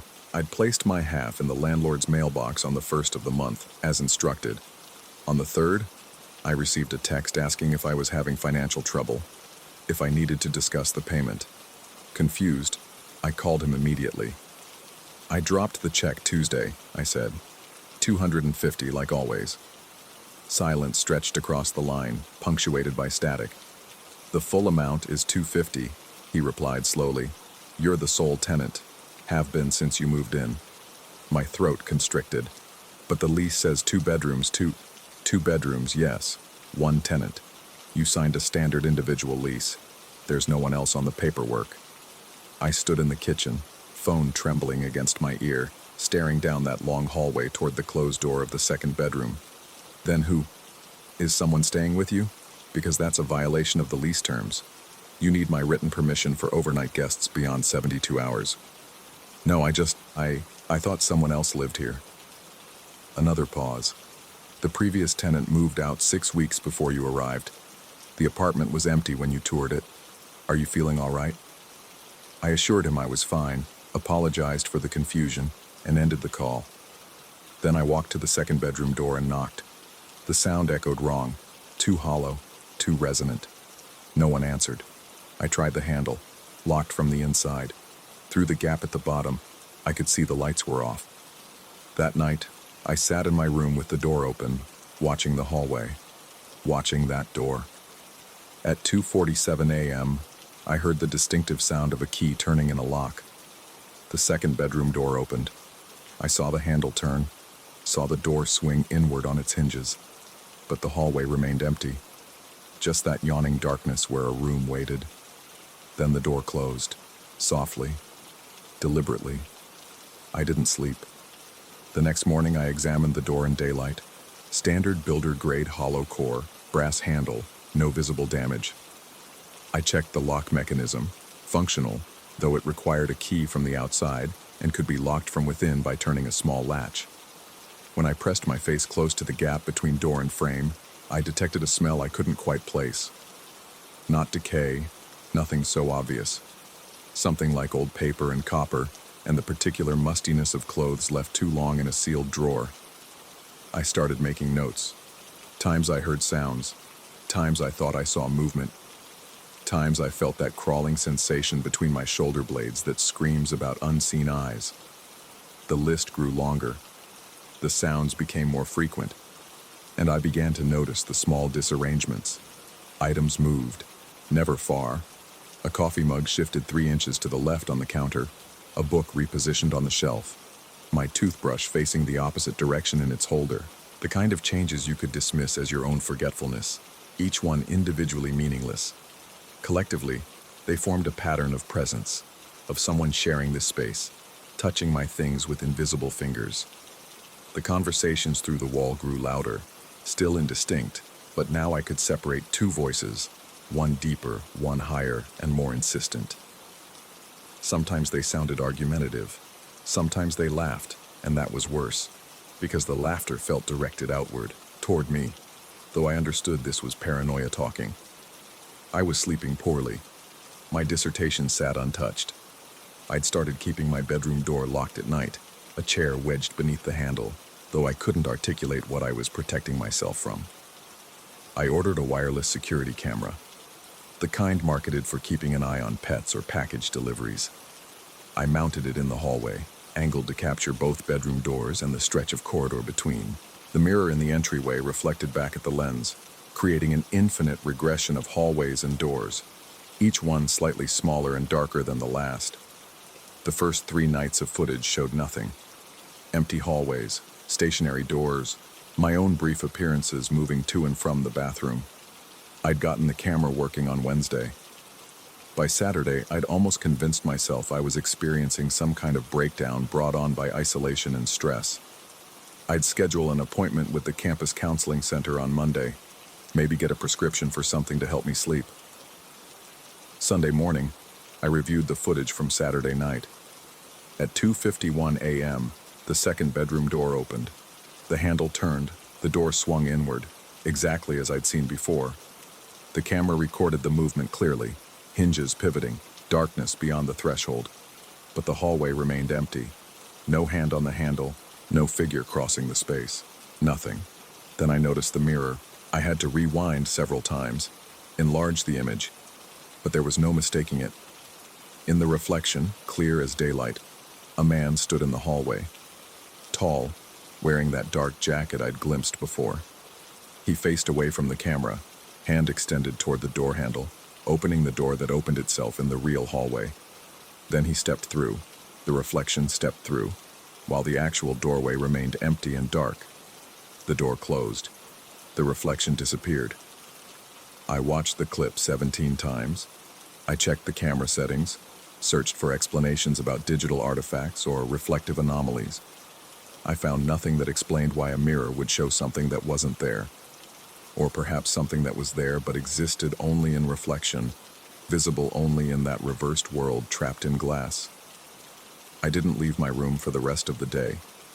I sat with my back against the wall, laptop open, playing and replaying those 60 seconds of footage. As evening dimmed to night, I became aware of sounds from the second bedroom. Not voices this time. Footsteps, the creak of bed springs, the sound of drawers opening and closing. Someone moving through their nightly routine on the other side of the wall, getting ready for sleep while I sat paralyzed with terror in my locked room. At some point I must have dozed off, because I woke to my phone buzzing with a notification from the camera app. Motion detected. I opened the feed with shaking hands. The hallway was dark except for the emergency exit sign's red glow at the far end. In the frame, my own bedroom door stood slightly ajar. I stared at the screen, trying to remember if I'd left it open, knowing with sickening certainty that I'd locked it, wedged the chair, checked it twice before sitting down. As I watched, the door opened wider, smooth and slow, as if someone on the other side was pushing it carefully, trying not to make noise. The chair I'd wedged beneath the handle sat several feet away, neatly positioned against the wall. In the mirror's reflection, I could see into my room, could see my own sleeping form on the bed, one arm dangling over the side, could see the figure standing beside my bed looking down at me. I threw myself backward, slamming into the wall behind me, a strangled sound escaping my throat. But I was alone in the room. The door was locked. The chair remained in place. When I looked at my phone again, the feed showed only an empty hallway, both doors closed, everything as it should be. Except I knew what I'd seen. Someone standing over me while I slept. Someone who existed only in reflection, only in that mirrored dimension running parallel to reality. Someone who'd been living here all along, occupying the same space, separated by nothing more than the thin membrane between what is and what's reflected. I left that night, threw clothes into a bag, grabbed my laptop and walked out. I slept in my car in a campus parking lot, too afraid to return, too embarrassed to explain to anyone what had driven me out. When morning came, I called the landlord and said I needed to break the lease, effective immediately. I'd pay whatever penalties were required. He sighed, a sound of resignation rather than anger. "You're the third one," he said quietly. "Third tenant in 2 years who couldn't finish their lease in that unit. I should have told you, should have disclosed it. But legally I don't have to, since nothing concrete has ever happened." "What do you mean, the third?" "The apartment's been split for 5 years. Before that, it was a single large unit. 1 bedroom. That's where he lived. The previous tenant, before I bought the building." Another pause. "He died in there. Natural causes, they said. Heart failure. He was alone. It took 3 weeks before anyone noticed." My hands felt numb. "Which room?" "The one at the end of the hall. The second bedroom." The landlord cleared his throat. The coroner's report said something odd, though. When they found him, he was facing the wall-length mirror that used to be in that room, had his hand pressed against it. They assumed he'd been looking at himself when it happened, but he trailed off. But what? The way his hand was positioned, the angle, it wasn't like he was touching his own reflection. It was like he was trying to reach through.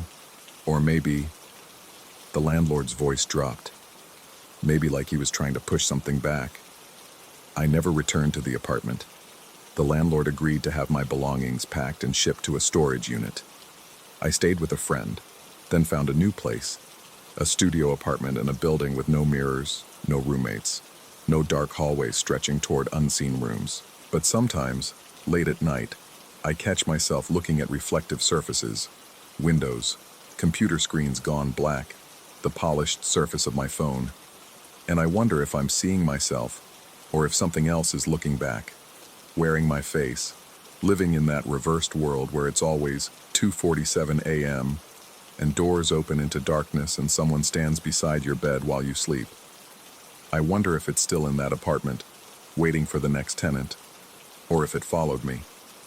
If the figure I occasionally glimpse in the corner of reflective surfaces, always facing away, always just leaving the frame, is something I brought with me from that place. I wonder if the man in the dark jacket ever found what he was looking for on the other side of that mirror, or if he's still reaching, still trying to cross over, hands pressed against the cold glass barrier between worlds. I wonder, most of all, which side of the mirror I'm really on. Last week I passed the old building. New tenant, the landlord mentioned in a brief text. Someone from the graduate program in psychology, studying isolation and environmental stressors. I almost warned them, almost sent a message explaining what waits in that second bedroom, what lives in the space between reality and reflection. But how do you explain something you don't understand yourself? How do you warn someone about a roommate who doesn't exist, who's never existed, except in mirrors and photographs and that liminal space where perception fractures into uncertainty? Instead, I deleted the message. They'd figure it out themselves. Everyone does, eventually. Or maybe they wouldn't see anything at all. Maybe it chooses who can perceive it, who gets pulled into its reality. Maybe I was always meant to see him, to exist in that overlapping space where two worlds bleed together. The camera still sends me notifications sometimes, even though I canceled the subscription months ago. Motion detected. I never open them. I'm afraid of what I might see in the saved footage. Afraid I'll see myself still there, still living in that apartment, while some reflection of me walks around out here thinking it escaped. I'm afraid that the door at the end of the hall never stopped opening and closing, and that one night I walked through it without realizing, stepping from the real world into the reflected one, and everything since then has been the dream of something trapped behind glass, pressing its hands against the barrier and hoping someone on the other side can see it. The worst part is not knowing. Not knowing if the man in the dark jacket was trying to escape into my world, or if he was trying to drag me into his. Not knowing if the voices I heard through the wall were conversations he was having with someone else or if they were my own thoughts, echoing back to me from that other place. Not knowing if I'm writing this in a studio apartment in the real world or in a locked bedroom at the end of a dark hallway, convinced I'm free while something wearing my reflection lives the life I think I'm living. Sometimes I stand in front of the bathroom mirror and hold up my hand. My reflection mirrors the movement perfectly, as it should. But if I focus on the background, on the space behind my reflected shoulder, I can almost see it. A doorway that isn't there in my actual apartment, slightly ajar, darkness beyond it. And sometimes, just for a moment, I think I see someone standing in that doorway, facing away from me. Always facing away, wearing a dark jacket, waiting. Story 7. The first call came at 2:47 a.m. I know the exact time because I'd been staring at my phone for the past hour, unable to sleep in the oppressive humidity that settled over the house each night. The suburbs promised quiet, promised peace after years of cramped apartment living. But what I got instead was this sagging rental with its water-stained ceilings and the perpetual smell of old wood that no amount of air freshener could mask. The phone vibrated against my chest and I nearly dropped it. Unknown number. Video call. My thumb hovered over the decline button. Who the hell video calls at this hour? But something made me answer. Maybe it was the insomnia talking. Maybe it was the part of my brain that always expects bad news at odd hours. The screen flickered to black, then resolved into something that made my stomach clench. Darkness, yes, but not empty darkness. The camera was moving, shaking slightly, like someone walking with their phone held low. I could make out wooden beams, thick with dust and cobwebs that caught the faint light from somewhere. The angle was all wrong, pointing downward at an oblique angle, and in the background I heard it, breathing, heavy, labored, like someone struggling with emphysema or working hard at something physical. Hello? My voice came out hoarse. The breathing continued. The camera panned slowly and my blood went cold. Through gaps in what I now recognized as floorboards, I could see down into a room. My room. My living room with its thrift store couch and the standing lamp I'd left on because I hated coming home to darkness. The angle was impossible, looking straight down from above, from somewhere that shouldn't exist. I lived in a single-story house. The landlord had been explicit about it when I signed the lease 6 months ago. No attic access, he'd said, gesturing vaguely upward. Sealed off years ago. Structural issues, nothing to worry about, but we can't have anyone up there. Insurance, you understand? I'd understood. I'd been desperate enough for cheap rent that I would have agreed to almost anything. The call ended abruptly, leaving me staring at my reflection in the black screen. My face looked gaunt in the phone's dim light, eyes too wide, skin too pale. I sat there for a long time, listening to the house settle around me, every creak suddenly ominous. Eventually, I convinced myself it had been a wrong number, some kind of prank, or maybe just a glitch. Phones did strange things sometimes. I didn't sleep that night.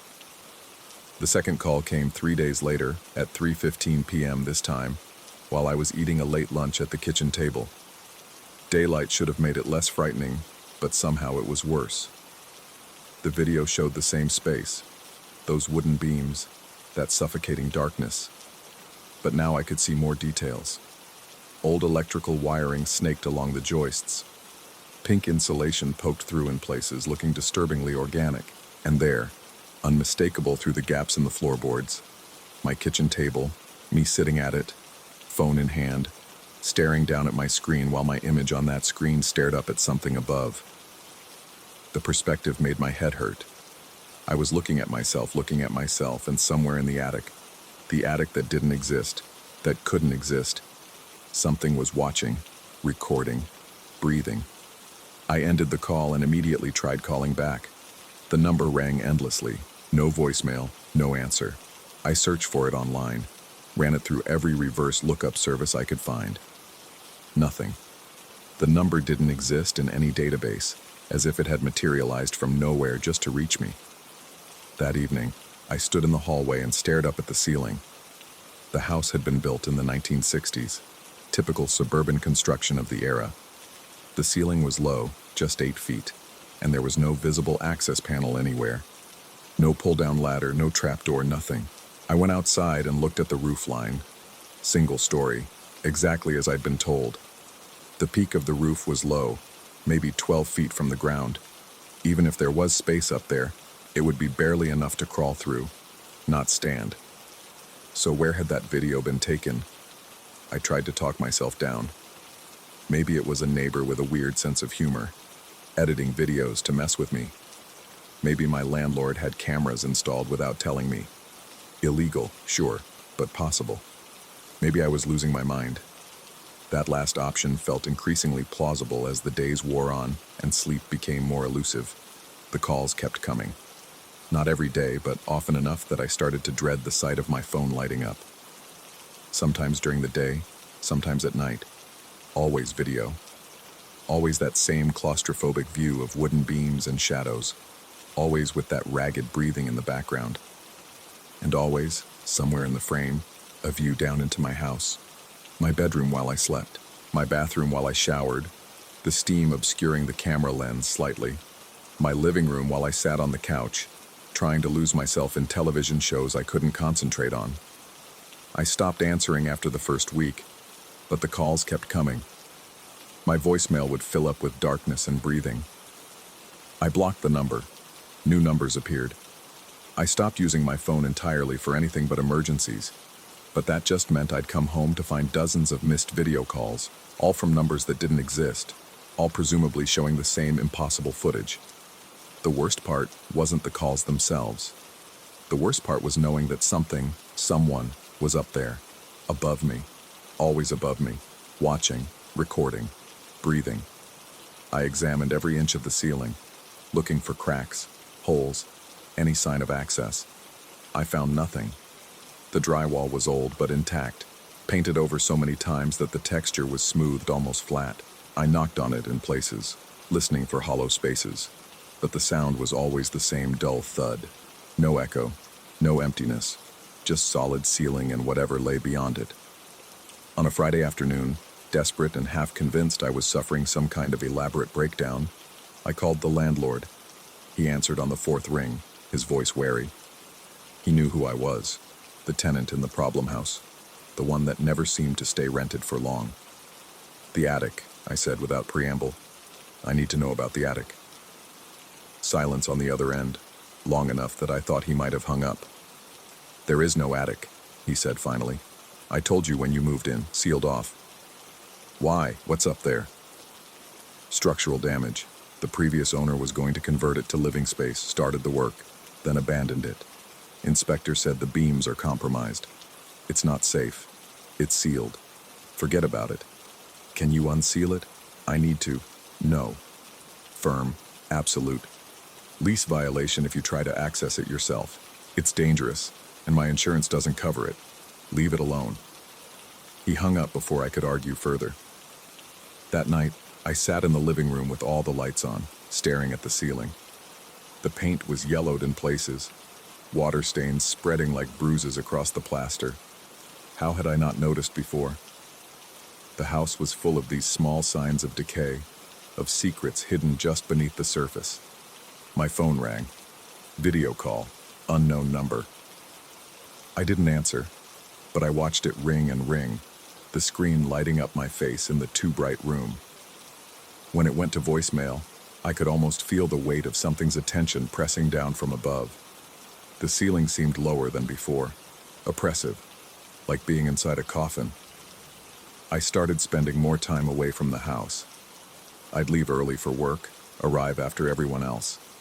I'd stay late, volunteering for projects I didn't care about.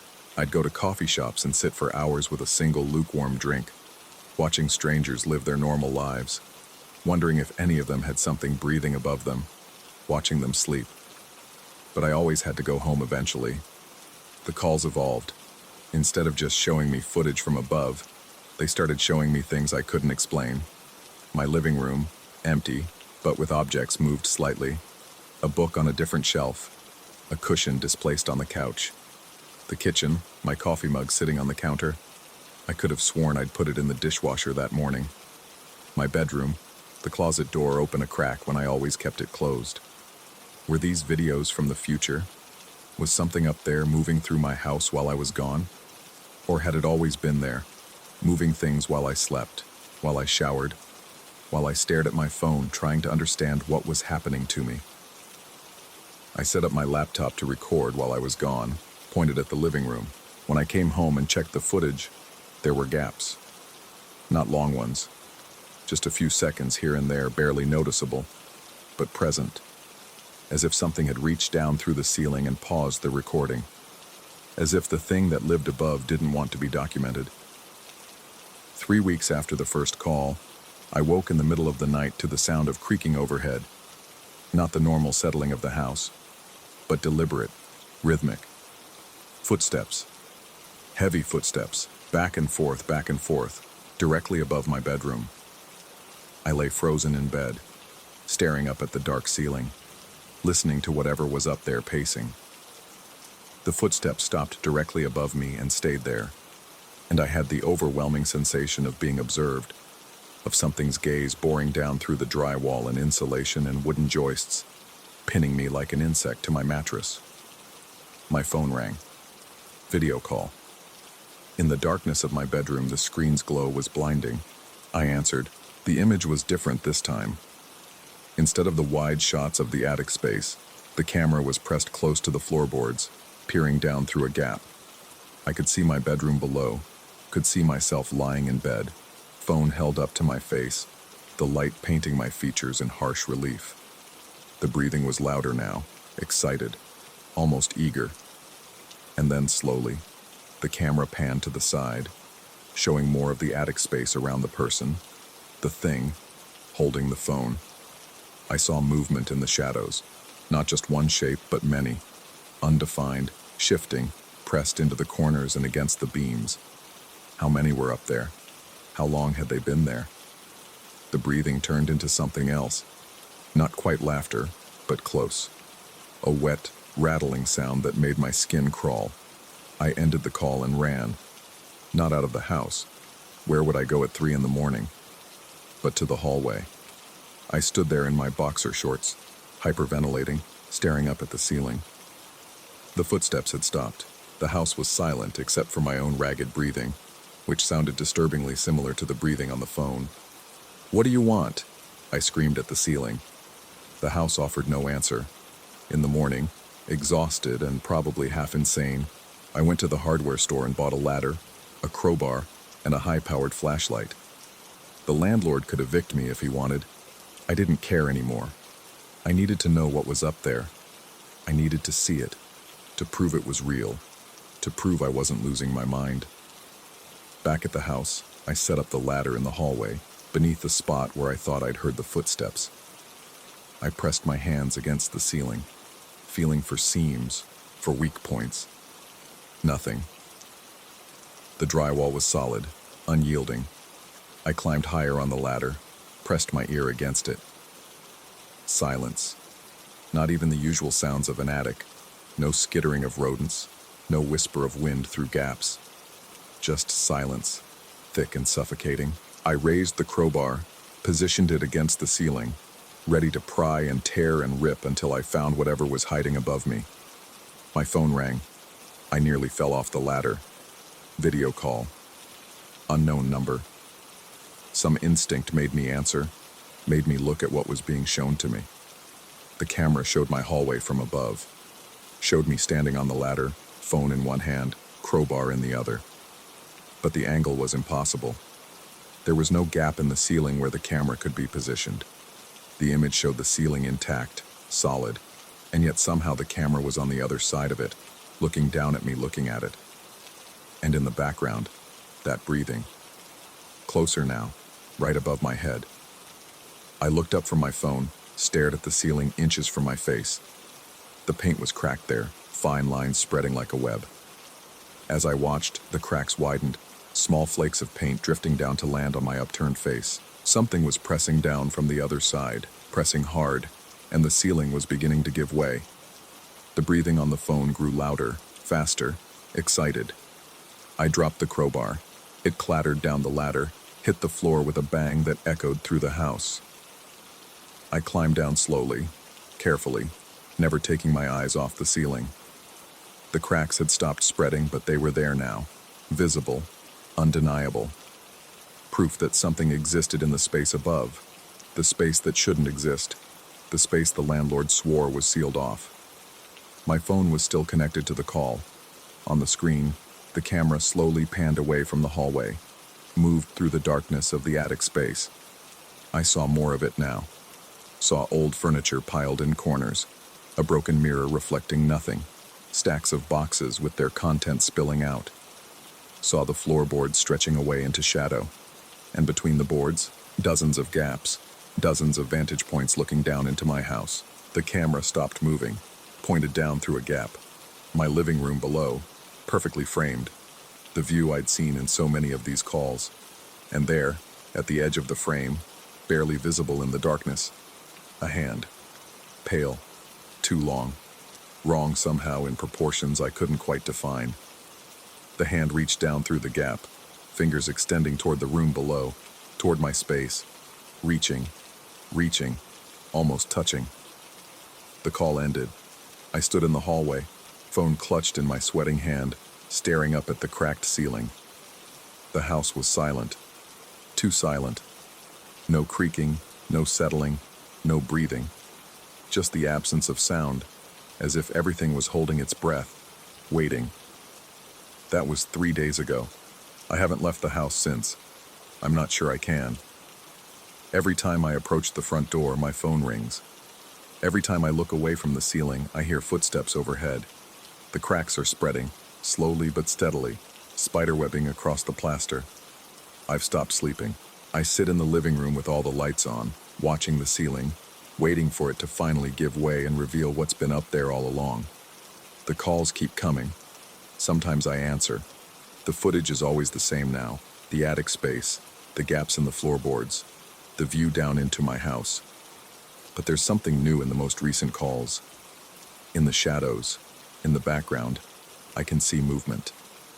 Not one shape, but dozens, maybe more. All of them gathered up there, all of them watching me through the gaps, all of them breathing in perfect synchronization. My phone is ringing again. Video call, unknown number. I already know what I'll see if I answer.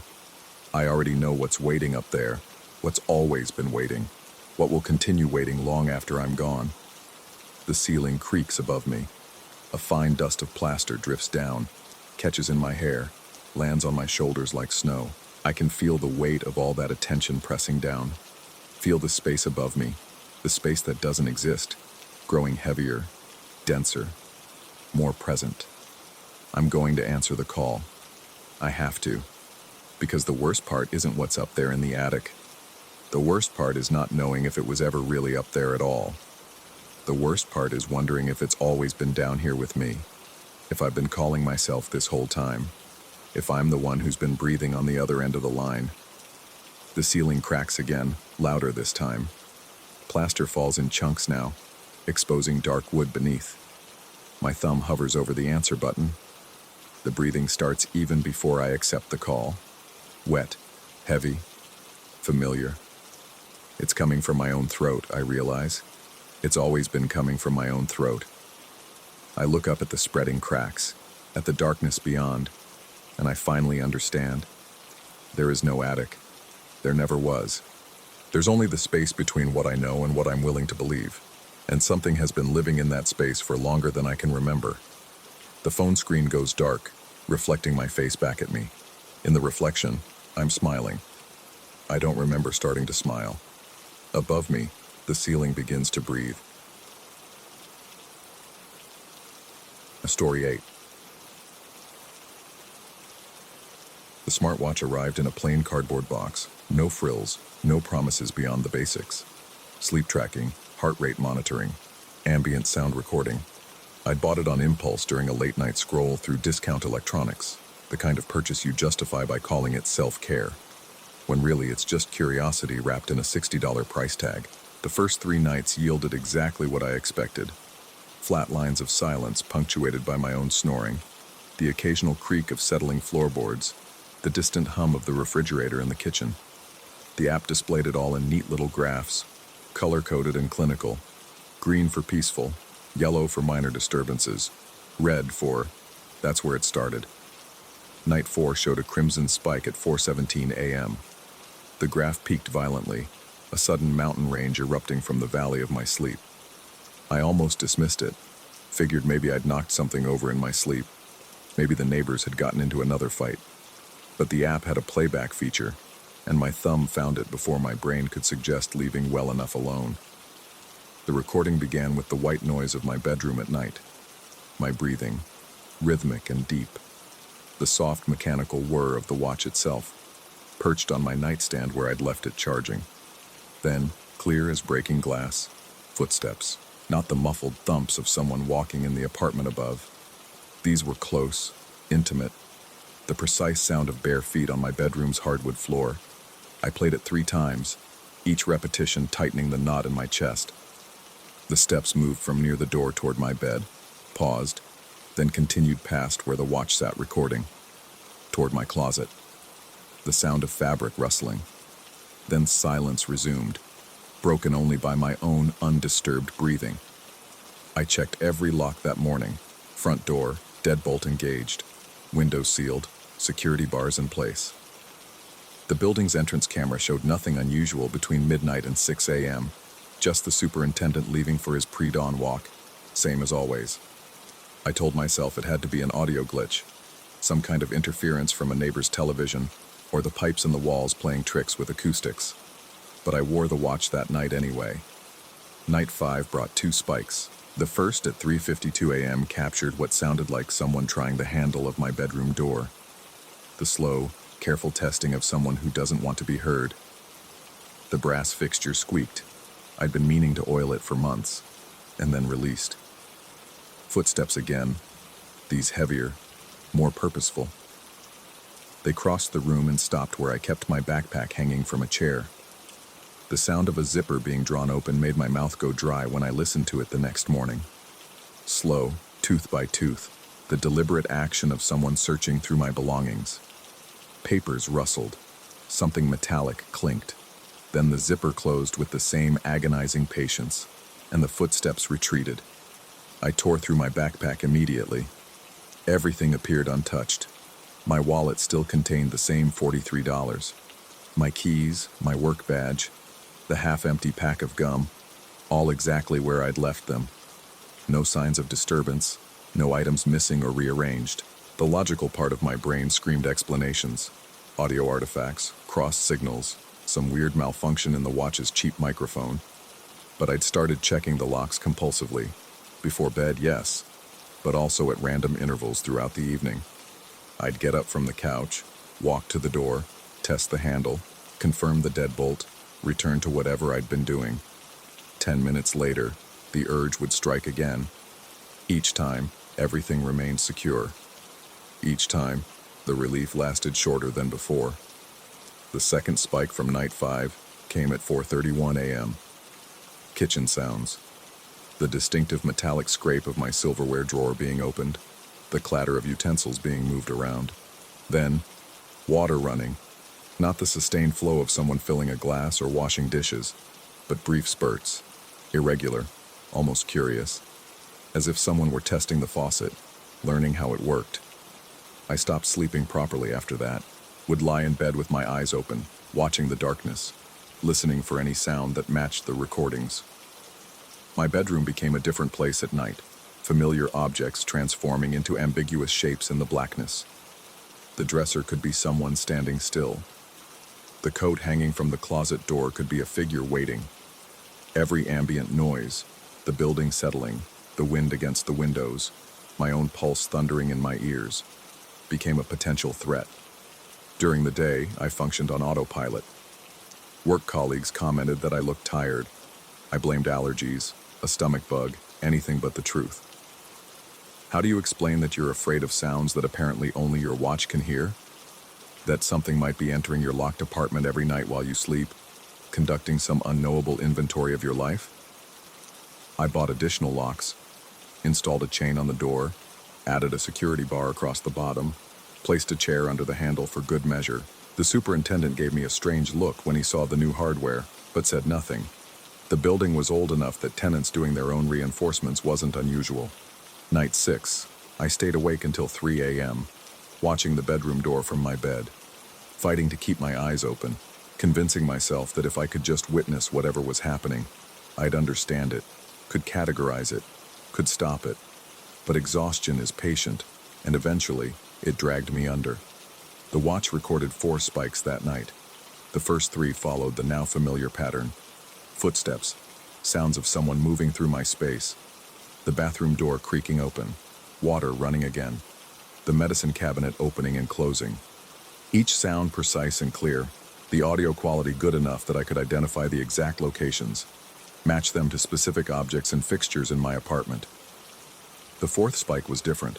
It came at 4:47 a.m., just as the darkness outside began its first dilution toward dawn. The recording started normally, my breathing, the ambient room tone. Then something changed in the audio quality itself. A presence, not announced by footsteps or movement, but by a sudden weight in the sound, as if the air had thickened.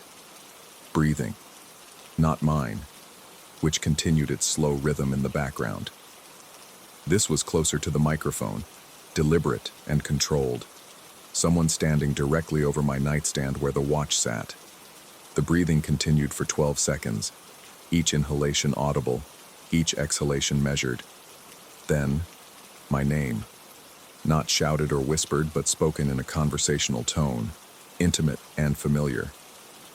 A voice I almost recognized but couldn't place, rough and low, the way someone sounds when they've just woken up. It said my name once, clearly, then a pause, then again, slightly different in inflection as if testing different pronunciations. The breathing resumed for another 8 seconds, then footsteps retreating toward the bedroom door.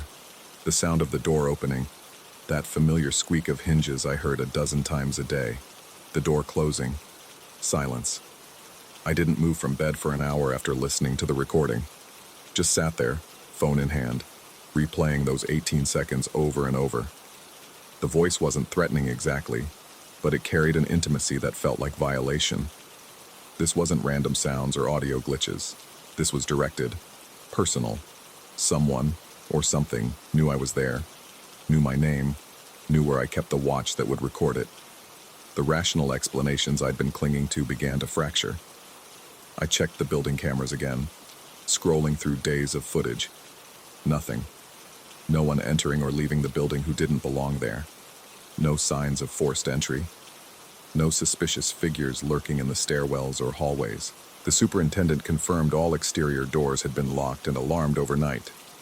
I considered the possibility that I was doing this myself, sleepwalking, talking in my sleep, creating the sounds I was later afraid of. I'd read about parasomnia, people who performed complex actions while unconscious. Maybe I was getting up, walking around, speaking my own name, then returning to bed with no memory of it. But the footsteps were wrong. Too heavy, too deliberate. And my voice didn't sound like that, didn't carry that rough timbre. I recorded myself speaking, played it back, tried to match the tone. It wasn't me. Or if it was, something fundamental about my voice changed during these episodes. I started leaving markers. Small objects placed strategically around the apartment that would be disturbed if someone, even sleepwalking me, moved through the space. A pencil balanced on the kitchen counter. Flour dusted lightly in front of the bedroom door. Thread stretched across the hallway entrance at ankle height. Night 7, I took sleeping pills. Strong ones, the kind that would knock me into unconsciousness deep enough that even sleepwalking should be impossible. I arranged my markers, set the watch recording, swallowed the pills with a full glass of water, and forced myself into bed. The medication hit like a hammer. One moment I was staring at the ceiling. The next I was clawing my way out of chemical darkness, head stuffed with cotton, mouth desert dry. Daylight filtered through the curtains. 11:37 a.m. according to my phone. I'd slept for 9 hours straight, the deepest sleep I'd had in weeks. The markers were undisturbed, the pencil still balanced. The flour showed only my own footprints from the night before. The thread remained unbroken, but the watch had recorded 6 spikes. The audio was different this time, clearer somehow, as if whatever was being recorded had moved closer to the microphone, or the watch's sensitivity had increased. I heard everything. The bedroom door opening, footsteps circling my bed. I could track them by sound, imagine the path they took around where I lay unconscious. The sound of breathing, close and regular. My closet opening, clothes hangers sliding on the rod, drawers being opened and closed in my dresser. Then the voice again, multiple times throughout the night. Sometimes saying my name, sometimes other words I couldn't quite make out. The syllables blurred or distorted. Once, it sounded like laughter, low and sustained. Once, a sigh, as if whoever was there had found something disappointing. The final spike, at 5:12 a.m., captured the sound of footsteps approaching the nightstand. A pause. Then something that made my blood crystallize. The sound of the watch being picked up. The audio became muffled, movement and friction, as if someone were examining it, turning it over in their hands. Then a voice, clear and close, because it was speaking directly into the microphone. "I know you're listening." The watch was set back down. Footsteps retreated. The bedroom door closed. That was 3 days ago. I haven't worn the watch since. It sits on my kitchen counter, powered off, its black screen reflecting nothing. But I can't bring myself to throw it away. Some part of me needs it, needs the evidence, the proof that something is happening, even if I can't explain what. The markers remain in place. I add more each night, creating an increasingly complex web of indicators that should reveal any movement through my space. So far, they remain pristine, undisturbed. The locks stay locked. The cameras show nothing. But I hear things now, even without the watch. Sounds I never noticed before, or sounds that were never there to begin with. The apartment has developed new acoustics, new settling patterns, new voices in the pipes. Or maybe I've just started listening more carefully to what was always present. Last night I lay awake until dawn. No medication, no watch, just my raw consciousness fighting against exhaustion. Somewhere around 4 a.m. I heard it, not through a recording or a device, just in the air around me. The bedroom door handle turning, that distinctive squeak of old brass, the sound of breathing that wasn't mine. I didn't open my eyes, couldn't make myself look. Just lay there, heart hammering, as footsteps crossed the room, as something moved through my space with familiar confidence, as the air shifted with presence. When I finally forced my eyes open as dawn leaked through the curtains, everything was exactly as it should be. Door closed, locks engaged, markers untouched. No evidence of anything except my own paranoia, my own deteriorating ability to distinguish between sound and silence, presence and absence. The watch still sits on the counter. Sometimes I think about charging it again, putting it on for just one more night. Getting one more recording that might explain everything or prove I've lost my grip on reality entirely. But I know what I'll hear. I know the sounds that are waiting in the darkness of my bedroom, the voice that knows my name, the footsteps that leave no trace. The question isn't whether something is there. The question is whether it's outside me or in. Whether these sounds emerge from some violation of my space or some fracture in my mind. Whether I'm being watched or watching myself come apart. I checked the locks again before writing this.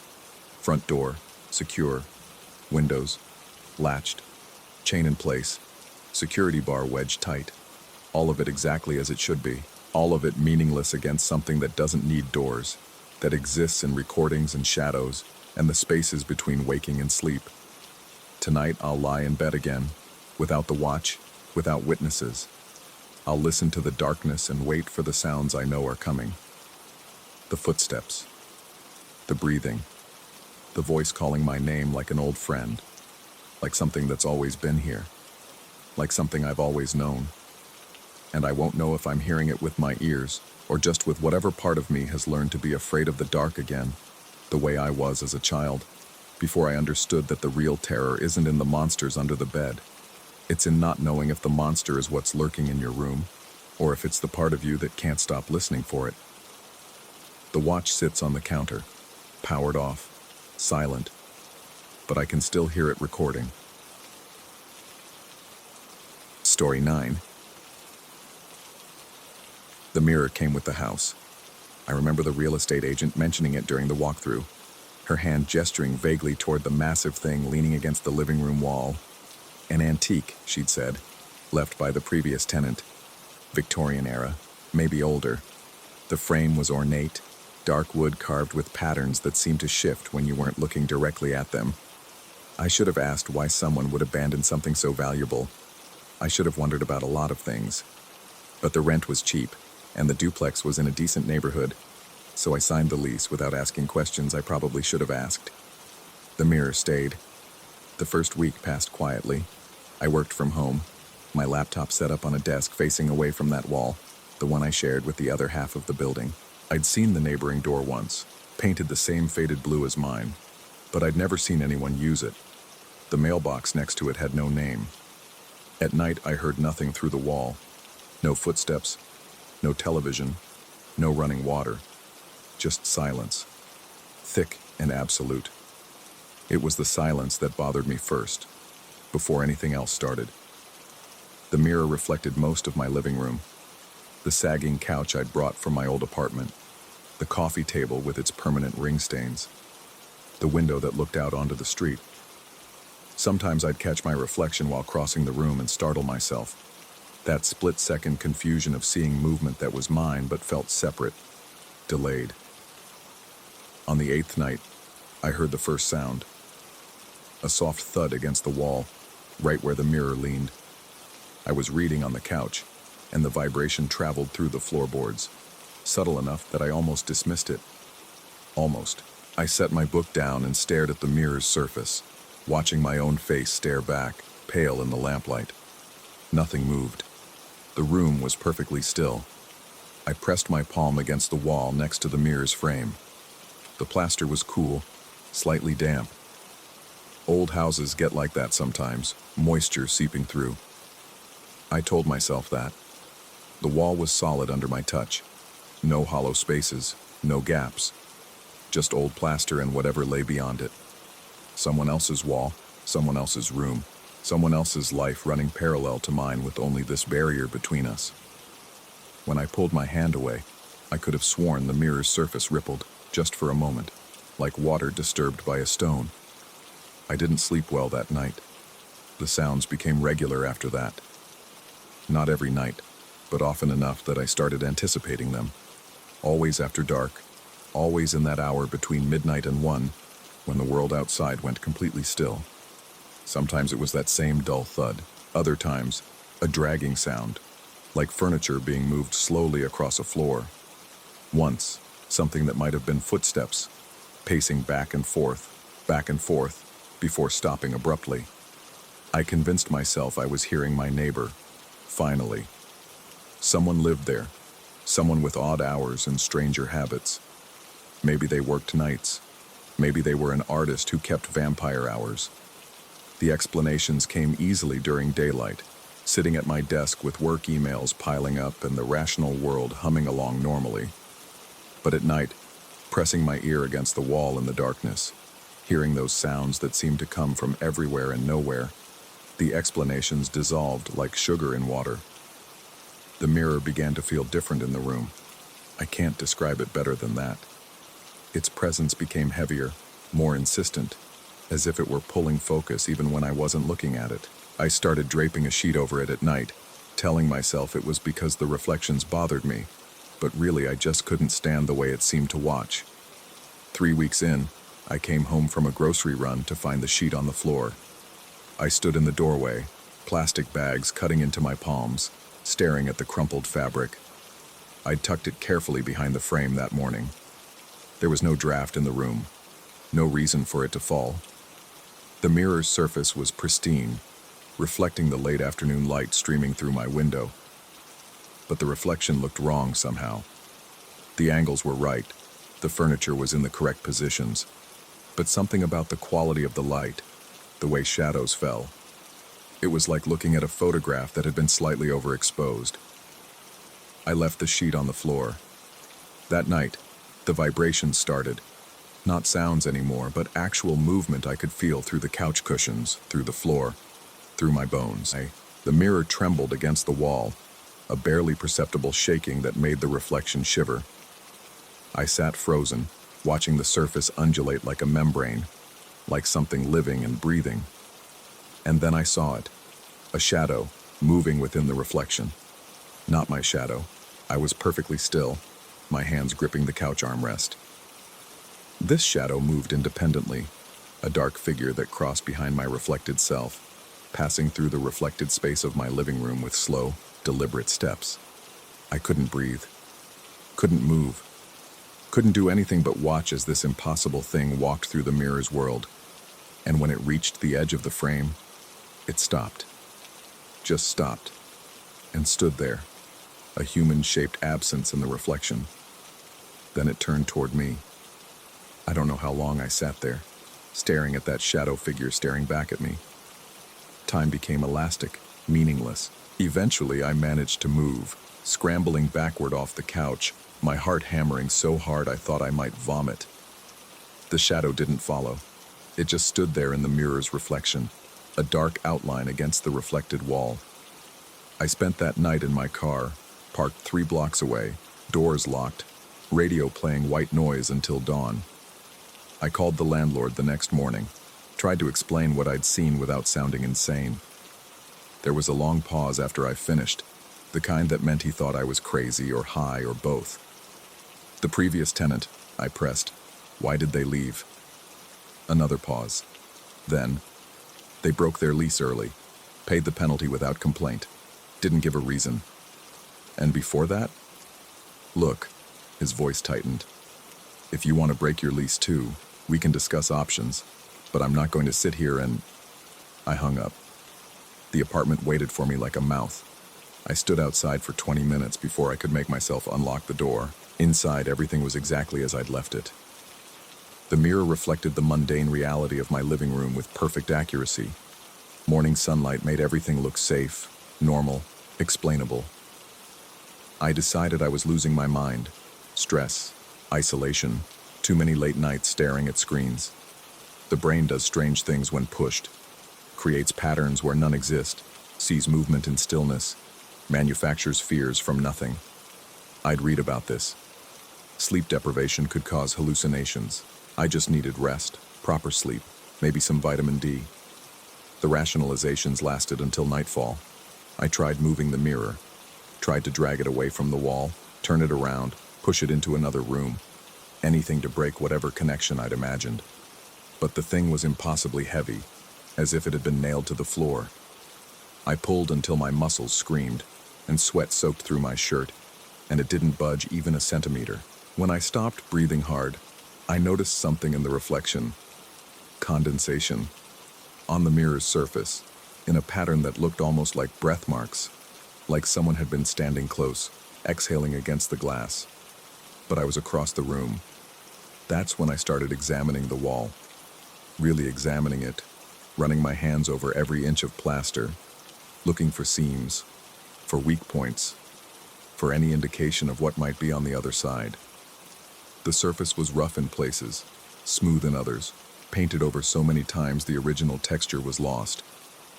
Near the baseboard, my fingers found a soft spot, slightly warmer than the surrounding wall. I pressed harder. The plaster gave slightly, like a bruise. I pulled my hand back and stepped away, a cold recognition settling in my stomach. The wall was thin here, thinner than it should be. And on the other side, what? I spent the rest of the night sitting in the kitchen with all the lights on, drinking coffee that tasted like fear, waiting for sunrise. The scratching started on the 4th week, soft at first, like fingernails dragging across plaster. It came from inside the wall, from the space between my room and whatever lay beyond. I put my ear against the surface and heard it clearly. A steady, rhythmic scraping, moving up and down, following some pattern I couldn't decipher. Then it stopped, and in the silence that followed, I heard something else. Breathing. Deep, slow breaths, in perfect sync with my own. I held my breath and the sound continued for exactly 2 more seconds before it also stopped. I stepped back from the wall and looked at the mirror. My reflection looked back, pale and hollow-eyed. Behind my reflected self, the reflected wall was blank and normal. But I knew with a certainty that bypassed logic, that someone was standing there, on the other side, listening, matching my breathing, waiting. That night, I decided to move the mirror properly.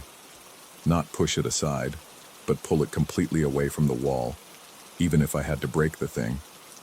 I needed to see what was behind it, needed to understand what was happening before my mind finished unraveling. I braced myself and pulled with everything I had. For a moment, nothing happened. Then, with a sound like tearing fabric, the mirror shifted. Just an inch. But it was enough. I pulled again, harder, and suddenly it was moving, sliding across the floor with surprising ease, as if whatever had held it in place had simply let go. The wall behind it was covered in marks, handprints, dozens of them, maybe hundreds, overlapping and smudged and pressed into the plaster with enough force to leave indentations.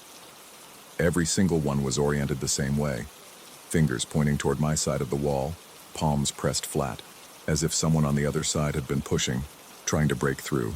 I stood there, staring at those desperate clutching hands frozen in plaster, and something inside me went very quiet. The marks were old.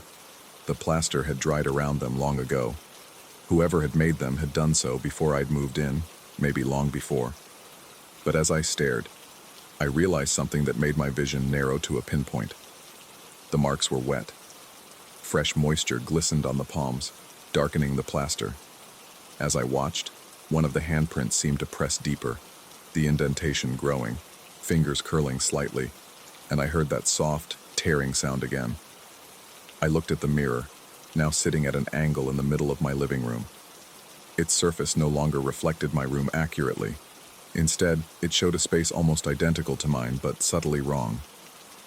The furniture was the same, but older, more worn. The walls were a different shade, And standing in that reflected room, visible now without the wall to hide behind it, was a figure. Tall, thin, perfectly still, watching me through the glass. I could see my reflection too, superimposed over that other room, creating a double exposure that hurt to look at. My transparent face stared back at me while behind it, through it, that figure stood motionless in its own space, in its own version of this room. And then it moved its hand, slowly, deliberately, and pressed it against its side of the mirror. On the wall, in the same position, a new handprint appeared. The plaster bulged outward, fingers pressing through from the other side, reaching toward me. I understood then. Not the how or the why, but the what. The wall wasn't a wall anymore. The mirror had shown me that. It was a membrane, growing thinner, the barrier between here and there, between this room and that room, between me and whatever existed in that parallel space. And something had been trying to break through for a very long time. I haven't left the apartment in 3 days. I should. I know I should. But every time I move toward the door, I see it in the corner of my eye, that figure in the mirror, tracking my movement. And I wonder, if I leave, what happens to this room? This space that's being invaded by that other space? What happens when the wall finally breaks? The handprints multiply daily now. They appear in the morning, fresh and wet, clustered around the spot where the mirror used to stand. I've tried covering them with paint, with newspaper, with anything, but they bleed through within hours. The plaster is soft everywhere now, yielding under my touch like skin. Last night I heard my neighbor for the first time. Not sounds of movement, not scratching or breathing. My own voice, muffled and distant, coming from the other side of the wall. Speaking words I'd said hours earlier, played back in perfect detail, a recording of my life filtering through from that other room. I pressed my ear against the wall, and I heard myself making coffee, typing on my keyboard, clearing my throat. An echo of my existence, slightly delayed, slightly distorted. And then I heard a second voice, also mine, but wrong somehow, different. It was asking questions, asking where the mirror was, asking why the wall felt strange, asking if anyone else was there. I pulled away and looked at the mirror. Both figures stared back at me now. Me, and that other thing that looked like me, standing in its version of my room, its hand pressed against its side of the glass. And slowly, very slowly, I'm beginning to understand. I don't know which side of the wall I'm really on anymore. I don't know if I'm the one trying to break through or the one trying to keep something out.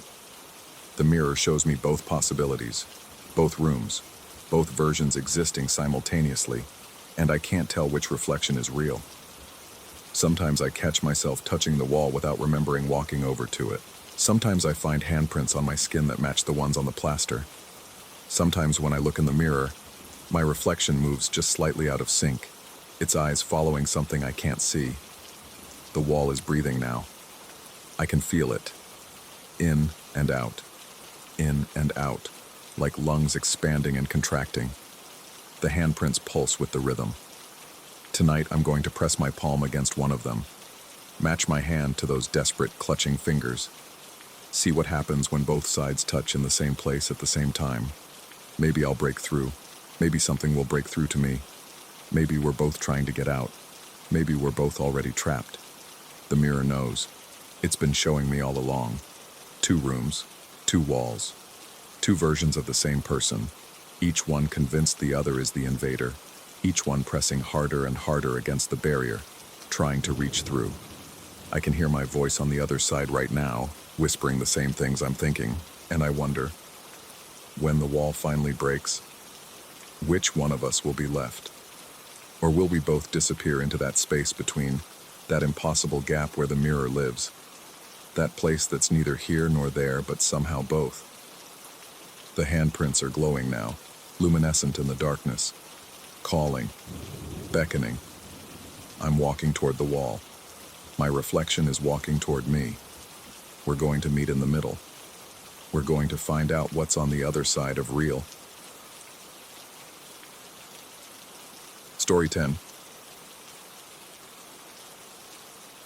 The house settled around me on my first night like an old man easing into a chair, all creaks and whispers and the particular silence that comes from walls that have stood for nearly a century. I'd signed the lease that afternoon, my signature still fresh on documents that smelled faintly of mildew, and the inspector's words echoed in my mind as I arranged boxes in what would become my living room.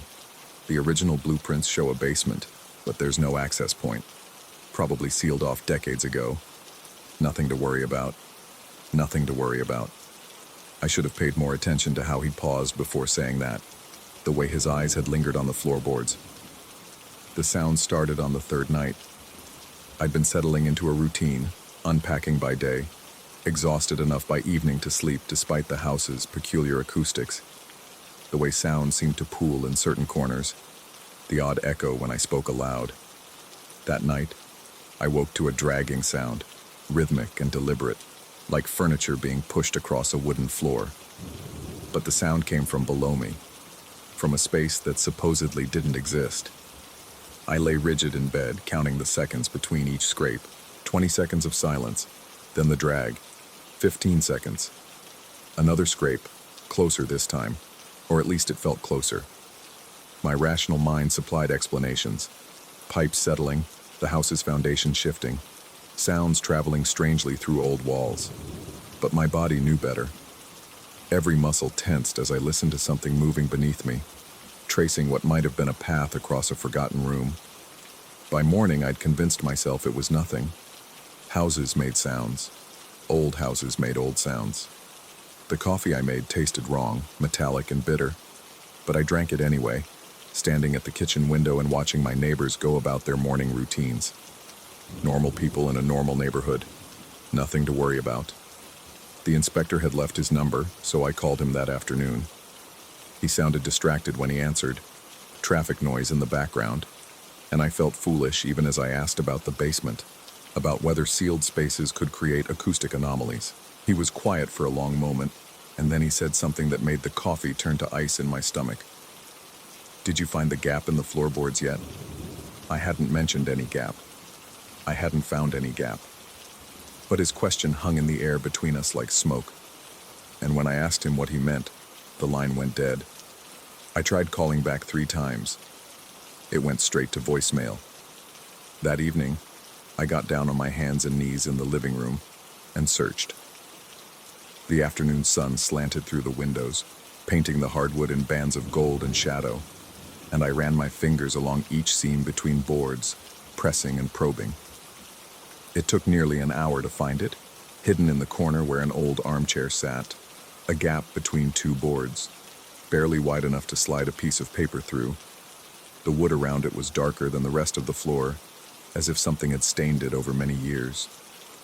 I knelt there, staring at that thin black line, feeling my heartbeat in my throat. The rational part of my brain insisted this was nothing, just a natural gap in old flooring. But something deeper, something primitive, screamed at me to move away. I didn't. Instead, I leaned closer, bringing my ear near the gap, and I listened. At first, nothing. Just the ambient sound of the house, the distant hum of traffic, my own breathing. Then, so faint I almost missed it, a whisper of movement. Not mechanical, not the house settling. This was different, purposeful, careful, like someone down there was also listening, waiting to hear if I would make a sound. I jerked back so fast I knocked over a stack of books. The crash seemed impossibly loud in the stillness, and for a frozen moment, I waited for some response from below. None came. Just silence, thick and expectant. That night, I pushed the armchair over the gap. Then I dragged my coffee table on top of the armchair. Then I piled boxes on top of the coffee table. The tower I built looked absurd, unstable, but I needed that gap covered. I needed to know that nothing could slide through it. The dragging sounds came again around 2 a.m, and this time they seemed agitated, moving faster, covering more ground. I pulled my blankets over my head like a frightened boy and waited for dawn. The note appeared on the 5th night. I'd been researching the house's history during my lunch breaks at work, digging through county records and old newspaper archives, finding nothing but the usual procession of owners and sales. The house was built in 1927, changed hands every decade or so. unremarkable in every way except for the missing basement. When I came home that evening, my tower of furniture had been moved. Not scattered or knocked over, carefully dismantled and arranged in a neat pile against the wall. The gap in the floorboards lay exposed, and through that gap, just visible in the dying light, was a corner of white paper. My hand shook as I pulled it free. The paper was old, yellowed at the edges, and the handwriting on it was immediately impossibly familiar. It was mine, my loops and slants, my particular way of crossing T's, the slight backward slant I'd had since elementary school. But the words were foreign, written in my hand but not by me. Don't come down here again. He still remembers you. I read it 5 times, 10 times, looking for some indication that it was a prank, a forgery, anything other than what it appeared to be. But I knew my own handwriting the way I knew my own face, and this was it. This was mine. The paper itself felt wrong in my fingers, too cold, too heavy, as if it had been somewhere very dark for a very long time. Don't come down here again. Again implied a first time. Implied I'd been down there before, in a basement I'd never seen, had never known existed until the inspector mentioned it. I turned the note over. On the back, in the same handwriting, a single word. Please. Sleep became impossible. I'd lie in bed listening to the sounds below, trying to map them, trying to understand the geography of a space I couldn't access. Sometimes the dragging came from what I calculated would be beneath the living room. Other times it seemed to originate from under the kitchen or the hallway, or directly beneath my bedroom.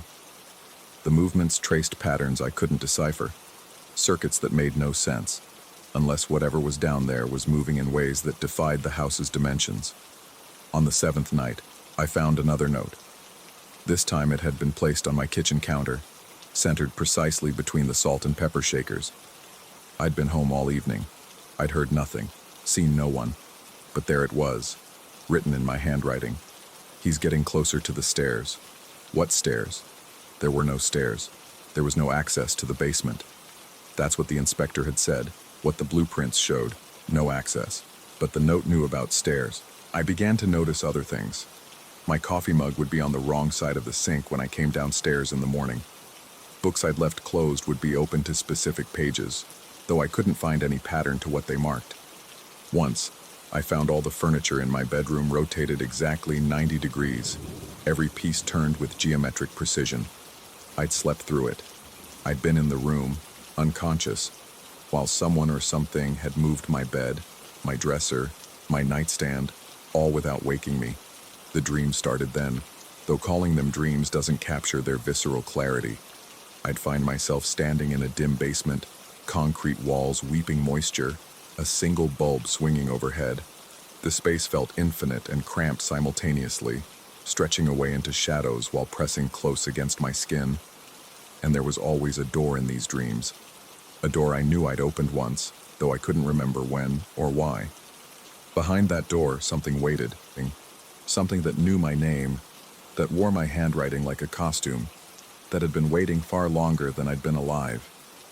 In the dreams, I could hear myself speaking, but the words came out backwards, reversed, as if time itself was running in the wrong direction down there. And always, just before I woke, I'd see the stairs. Wooden stairs, worn smooth in the center from countless feet, leading up to a door that opened into my living room. A door that didn't exist. That had never existed. But the stairs remembered me.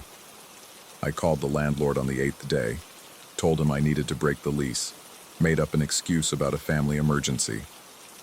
He was sympathetic, almost too sympathetic, and when I mentioned wanting to look at the basement before I left, he became very quiet.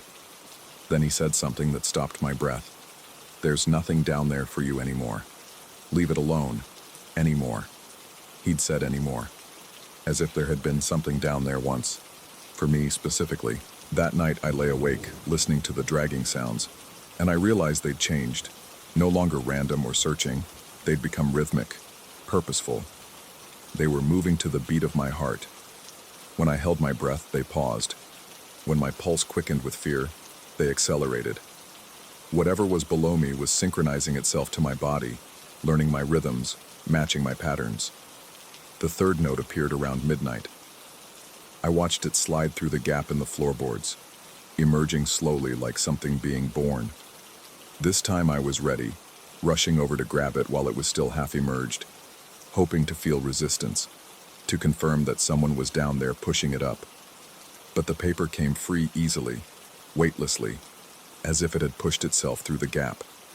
The handwriting was deteriorating, still mine, but shaky now, letters running into each other with an urgency that bordered on panic. He found the way up. The door opens from both sides. I tried to warn you. I tried to warn myself. It's too late now. He knows we're the same person. I read that last line until the words lost meaning. He knows we're the same person. Not knows about me. Knows we're the same.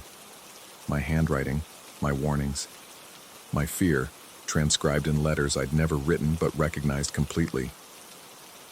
The scratching started at the edges of my consciousness around 3 a.m.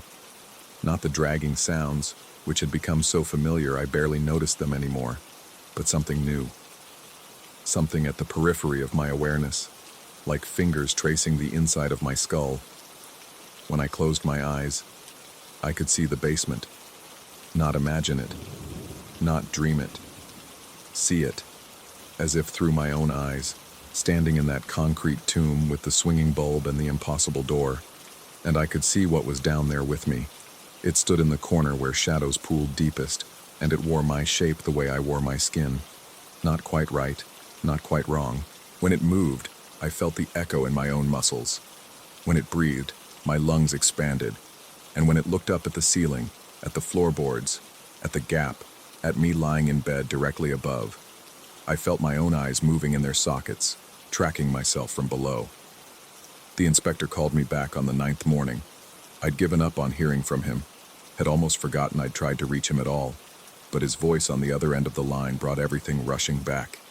He sounded older than I remembered, tired, and he didn't apologize for not returning my calls. Instead, he asked me a question. Have you figured it out yet? I wanted to hang up. I wanted to demand explanations, accuse him of being part of whatever was happening. But my voice came out small and afraid. Figured what out? Why you rented that specific house? Why out of all the places you looked at, you chose that one? I told myself it was the price, the location, the quiet street.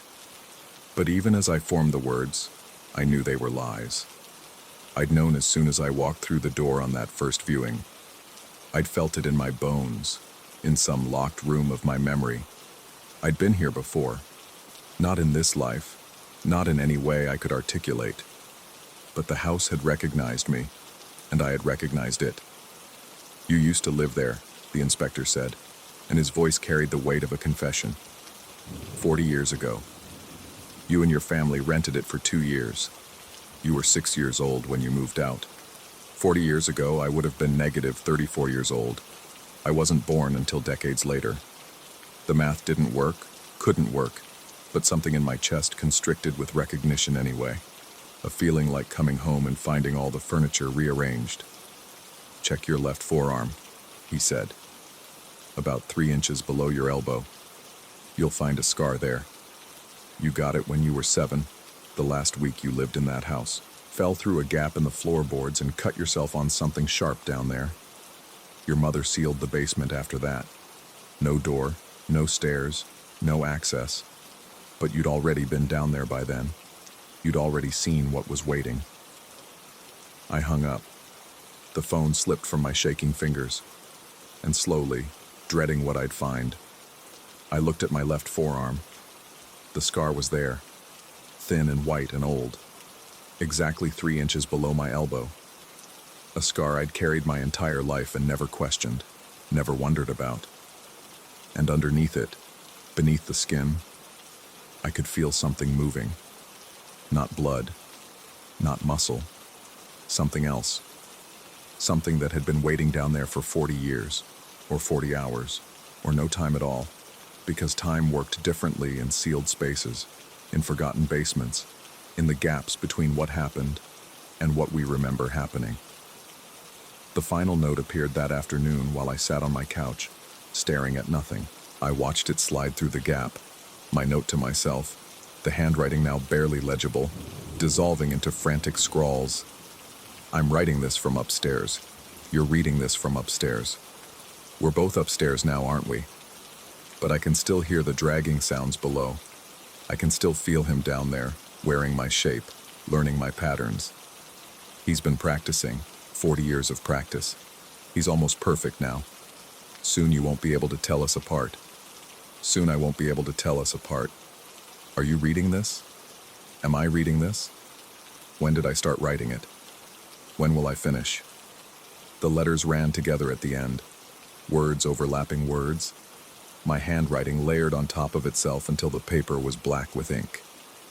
And beneath it all, pressed so hard the pen had torn through the paper, checked the gap.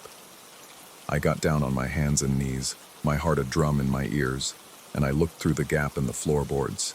Down there, in the darkness of a basement that didn't exist, a single light bulb swung on a cord. In its swaying illumination, I could see concrete walls, moisture dark. And in the center of that impossible room, looking up at me through the gap, I saw my own face staring back. It smiled with my smile, blinked with my eyes, and slowly, deliberately, it placed a finger to its lips. Shh. Behind it, barely visible in the swinging light, I could see the stairs. They led up to a door that opened into my living room, a door I'd been standing next to all along without seeing it, because some doors only appear when you're ready to remember they've always been there. I heard the knob turn. I heard the hinges creak. I heard footsteps on stairs that didn't exist, climbing toward a room where I knelt frozen, staring at my own face in the darkness below. And as the door swung open behind me, as I felt the cold air from the basement breathing across the back of my neck, I finally understood the inspector's question. Why had I rented this house? Why had I come back? Because I'd never left. I'm writing this now, in my own handwriting, sliding it through the gap in the floorboards. Someone down there needs to read it. Someone who will move into this house in a few days or a few decades or no time at all. Someone who will hear the dragging sounds and find the notes and recognize the handwriting as their own. Don't come down here again, I want to tell them. But I know they will. I know I will. I'm already on my way. Story 11.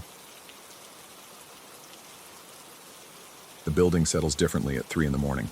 Not the usual creaks of cooling metal or the hum of ancient ventilation, but something deeper, more deliberate, like the architecture itself is exhaling. I've worked night security at the Meridian Tower for 2 years now, and I know every sound this place makes, or at least I thought I did. The 23rd floor has been vacant since before I started. Budget cuts, someone told me once. Asbestos remediation, said another. The reasons changed depending on who you asked, but the result was always the same. Locked doors, dark windows, and a sensor system that pinged movement almost nightly. Management called it electrical interference, said the wiring up there was compromised, needed replacing, would get to it eventually. Eventually never came. I stopped checking the alerts after the first month. False positives, all of them, until they weren't. It started with the lights. I'd be making my rounds on the lower floors when I'd catch it in my peripheral vision through the stairwell windows. Fluorescent glow bleeding from the 23rd floor corridor, visible through the frosted glass of the fire doors. By the time I climbed the stairs, everything would be dark again. Motion sensors, I told myself. Faulty timers. But motion sensors need motion, and there was never anyone up there. The night I decided to install the camera, I'd been sitting in the ground floor security booth watching the monitor cycle through its automated feeds. Empty lobby, empty parking garage, empty corridors on floors 3 through 22. Then the 23rd floor sensor went red again, the third time that shift, and something inside me just snapped. Not anger exactly, more like a need to prove something to myself, to the building, to the indifferent silence that pressed against the windows. I found an old security camera in the storage closet, one of the analog models they'd replaced 5 years back but never thrown out. The thing was heavy, institutional, the kind that would actually record to a hard drive instead of the cloud. I wanted something I could review myself. without involving management or their explanations that always felt just slightly off-center from the truth. The 23rd floor smelled wrong. That was the first thing I noticed when I pushed through the fire door, camera case in one hand, flashlight in the other. Not the mustiness of disuse or the chemical tang of old carpets. Something underneath those, organic and cold, like the air in a place that had been sealed too long. The motion sensor lights flickered on as I entered, and for a moment I stood there in the humming fluorescence, looking down a corridor that stretched 60 feet before T intersecting with another. The layout matched the occupied floors below, but emptiness transformed it into something alien. Doors hung ajar on dark offices where desks and chairs sat arranged as if their occupants had simply stepped out for lunch and never returned. Water coolers stood sentinel in corners. A coat rack near the elevator still held 3 jackets, their shoulders thick with dust. I mounted the camera in the main corridor, angling it to capture the longest sight line. The feed looked clean when I tested it on my phone. Just a hallway, motionless and waiting. I told myself I'd review it in the morning, after my shift ended, when daylight could buffer whatever I might find.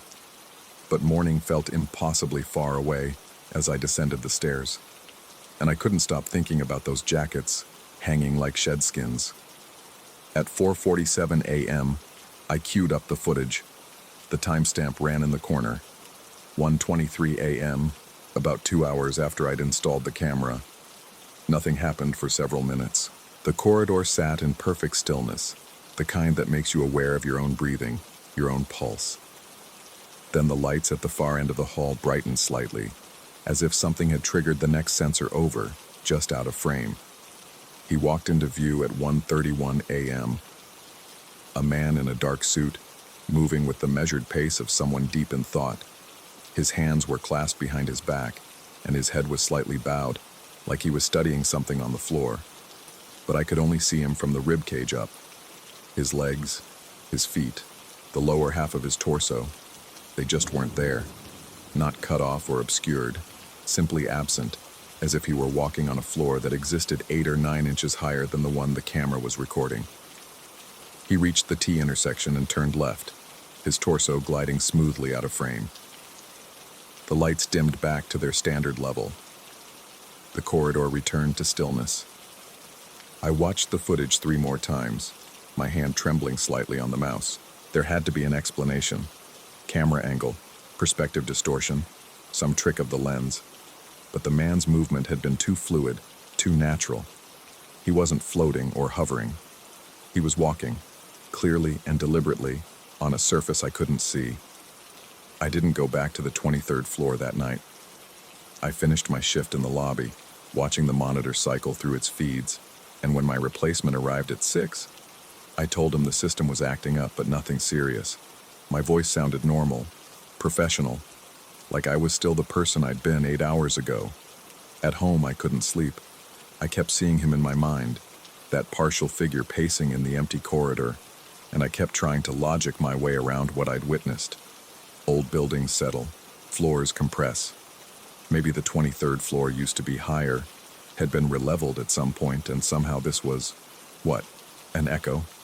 A recording in the air itself? The rationalization felt thin even as I constructed it, but I clung to it anyway. The next night, I brought a tape measure.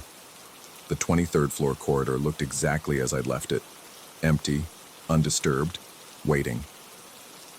I measured from the current floor to the ceiling, 12 feet, standard for this era of construction. I measured the same dimension on the 22nd floor directly below, 12 feet. No discrepancy, no lost inches, no evidence of compression or adjustment. But when I checked the camera footage from that second night, he was there again. Same suit, same posture, same impossible elevation. This time he paused in the middle of the corridor, right in the camera's center frame, and appeared to look at something on the wall. His hand reached out, fingers touching air at a height where nothing existed, and then he turned and walked back the way he'd come, disappearing beyond the camera's view. I started hearing the footsteps on the third night. I was on the 22nd floor, doing my routine walkthrough, when I heard them directly above me. Measured, steady footfalls on a surface that shouldn't exist. They moved from one end of the building to the other, tracking across the ceiling of the corridor where I stood frozen, flashlight raised like it might somehow illuminate what I was hearing. The steps stopped. Silence crashed back in, so total and complete that I could hear the blood rushing in my ears. Then, directly overhead, a sound like palms pressing flat against a surface, sliding, searching. I ran. I'm not proud of it, but I ran, taking the stairs 2 at a time down to the lobby, where light and the familiar hum of electronics felt like a border I could crouch behind. I filed an incident report, vague and professional. Unusual sounds on upper floor, possible structural issue, recommend inspection. I knew no one would read it carefully. No one ever did. But I couldn't stop going back. Something was pulling me there, night after night. I'd tell myself I was being thorough, professional, just checking the feed. But the truth was darker and more urgent. I needed to see him again. Needed to understand what he was, what he wanted, why he walked that higher floor that only he could feel beneath his feet. The footage accumulated. Sometimes he appeared multiple times in a single night, following the same route, pausing at the same invisible landmarks. Other times, the corridor remained empty for hours, and I'd feel something like disappointment settling in my chest. On the 6th night, I watched him stop in the exact center of the frame and look directly at the camera. Not at it, but through it, as if seeing something on the other side. His expression was neutral, businesslike. He raised one hand in a gesture that might have been a wave, or might have been a warning, and then he was gone. The footsteps became a nightly occurrence. I'd hear them on whatever floor I was on, always directly above me, tracking my position with uncomfortable precision. They'd follow me down corridors, pause when I paused, resume when I moved. The sound was too clear, too distinct to be pipes or settling. These were footfalls, shoe leather on linoleum or tile, a surface I couldn't see but that he walked as naturally as I walked mine. I started documenting everything, timestamps, duration of appearances, the exact route he walked. Patterns emerged. He always entered from the eastern end of the corridor. He always paused at 3 specific points, touching the wall at that higher level as if checking something, reading something. He always exited heading west. And he was always alone, this man in his dark suit, pacing his elevated floor. In the 2nd week, I noticed the cold. The 23rd floor had always been climate controlled, same as the rest of the building, but now when I entered, the temperature dropped noticeably. Not frigid, but wrong, like the cold that rises off a lake in winter. It sank into my clothes, my skin, made my joints ache in ways that felt older than my 36 years. I started wearing a jacket on my rounds, even though the building regulations specifically prohibited it. The cold followed me. I'd be on the 15th floor, warm and normal, and then feel that familiar drop in temperature. Seconds later, the footsteps would start above me, and I'd know he was there, walking his invisible architecture. My supervisor noticed I'd lost weight, asked if everything was okay at home, if I needed some personal time. I assured him I was fine, just fighting off a bug. Nothing serious.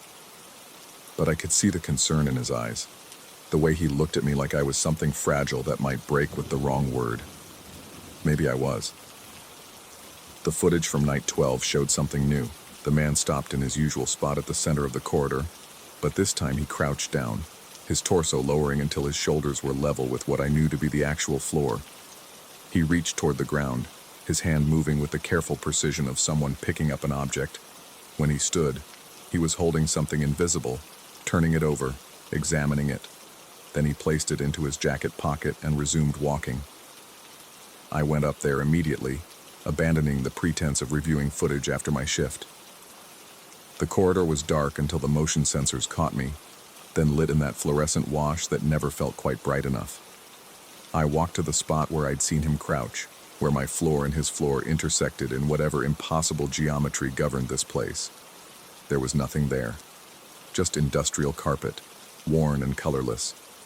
But when I knelt and pressed my palms flat, I felt it.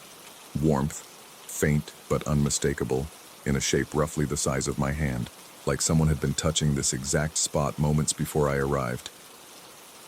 The warmth faded as I watched, bleeding away into the surrounding cold until I couldn't distinguish it from the ambient temperature. I stood there for a long time, looking at that patch of carpet, trying to understand what I was being shown. That night, for the first time, I heard him speak. I was on the 19th floor, making notes in my incident log about a burned-out exit sign, when the footsteps started above me. Normal now, expected. I didn't even look up. But then I heard it. A voice, muffled but distinct, speaking words I couldn't quite make out. Not loud, conversational, like someone talking on a phone or dictating notes to themselves. The voice moved with the footsteps, tracking across the ceiling, and I followed it down the corridor, my own feet keeping pace below. The words remained indistinct, but the tone was clear. Frustration, maybe urgency, the voice of someone trying to solve a problem they didn't quite understand. I knew that feeling intimately. On the 23rd floor camera, later that same night, I watched him make a call. His hand moved to his ear in the universal gesture of holding a phone, though I could see no device. His mouth moved, forming words I'd never hear, his free hand gesturing in emphasis. The conversation lasted 3 minutes. When it ended, he stood very still for a moment, his head tilted as if listening to something beyond the camera's range. And then he walked out of frame heading west, like always. I started researching the building's history. Old newspapers, planning commission documents, whatever I could access from public databases and historical societies. The Meridian Tower had been completed in 1968, 23 floors of modern commercial space. Nothing unusual in the construction reports. No accidents, no deaths on site.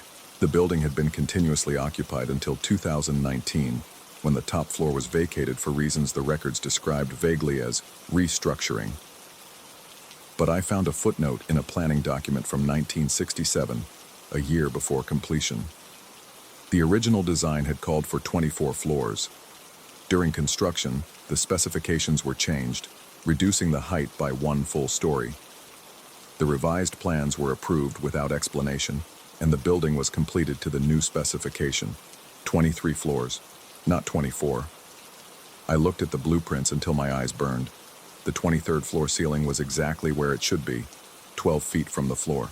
There was no missing story, no phantom level. But the man walked 8 inches higher, as if he knew a truth the architecture was denying.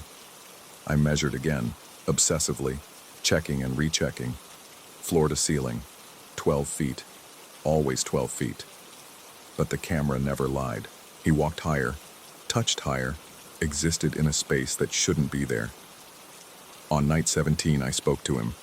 I stood in the corridor, directly under where I knew he walked, and I said his name.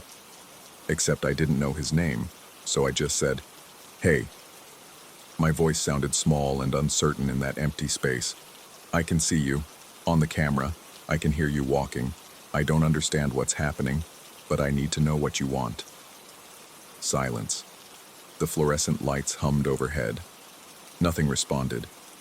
But that night, on the footage, he stopped. Right in the middle of his walk, he stopped and turned, looking directly at where I'd been standing hours earlier. His expression was impossible to read at that resolution, but his body language was clear. Attention, focus. He saw something. Maybe he saw me somehow, through whatever membrane separated his world from mine. He raised his hand again, that same gesture, and then he was gone. The footsteps became constant, every night, every floor, tracking me with methodical persistence. I started to wonder if I was the one being watched, if all this time I'd been documenting him while he documented me. 2 people in adjacent impossibilities, observing each other across a gap neither of us could cross. I stopped sleeping properly. The distinction between night shift and day, between waking and dreaming, began to blur. I'd be home in bed and feel the building around me, sense its empty corridors and dark offices. I'd hear the footsteps sometimes, faint through my apartment walls, and I couldn't tell if they were real or if I'd brought him home with me somehow, imported him into my life like a virus. My supervisor put me on mandatory leave after I was found on the 23rd floor at dawn, measuring the walls with a laser level, muttering about discrepancies that didn't exist. I didn't fight it. I knew how I looked. Obsessed, unraveling, the textbook case of isolation psychosis. But I went back. The night before my leave started, I went back one final time. The corridor was dark when I arrived, the motion sensors slow to respond, and for a moment I stood in the near total blackness, feeling the cold sink into me. When the lights finally flickered on, I walked to the exact center of the hallway, the spot where he always paused, and I looked up. The ceiling was 12 feet above me, solid, unbroken. No hidden space, no missing floor, just ceiling tiles and fluorescent fixtures, ordinary and unambiguous. But I knew he was there. I could feel him, sense his presence like a pressure against my skin. He was walking his higher floor, just out of phase with mine, separated by inches that might as well have been light years. I placed my hand flat against the wall where he always touched. The surface was cold, smooth, unremarkable, but as I stood there, palm pressed flat, I felt it again. Warmth, building slowly beneath my fingers, as if someone on the other side was matching my gesture, touching back. We stood like that, or I imagined we did, for what felt like hours. Two people pressing against opposite sides of the same wall, each trying to prove to the other that they were real, that this impossible connection meant something. When I finally pulled my hand away, the warmth remained for a few seconds, then faded. I never went back to the Meridian Tower. My leave became a resignation, processed efficiently by HR with the barest minimum of questions. They found someone else to work nights, someone who wouldn't obsess over faulty sensors and empty floors. But sometimes, late at night in my apartment, I hear them. Footsteps, measured and steady, pacing above me where there's no floor, no space, no possible explanation. And I wonder if he's still there, walking his elevated corridor, touching walls I can't see, living in a geometry that refuses to align with mine. Or I wonder if I'm still there, if I never really left, if some part of me is still standing in that corridor, with my hand pressed against the wall, waiting for the warmth of contact from a place I can only see through a camera lens. The worst part isn't the uncertainty. It's the knowledge that there's no answer I could find that would be better than this. The not knowing, the question that has no resolution. Because if he's real, then the world is more impossible than I can accept. And if he's not real, if this is all some fracture in my own perception, then I've lost something fundamental about myself, some anchor to consensus reality. Either way, I'm no longer sure which floor I'm walking on, mine or his, or if there's any difference left between them.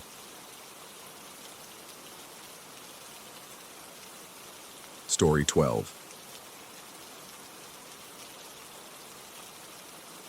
The first time I noticed it, I convinced myself it was coincidence. 7 o'clock, like always. The graveyard shift ending at the industrial fabrication plant where I'd worked quality control for the past 3 years. The parking lot stretched out like an asphalt ocean under sodium lights that buzzed and flickered, casting everything in sickly amber. Most of the district shut down after 5, leaving the area feeling like the edge of the world. Empty warehouses with darkened windows, chain-link fences topped with rusted barbed wire, streets where you could stand for an hour without seeing another car pass. I was the last one out most nights.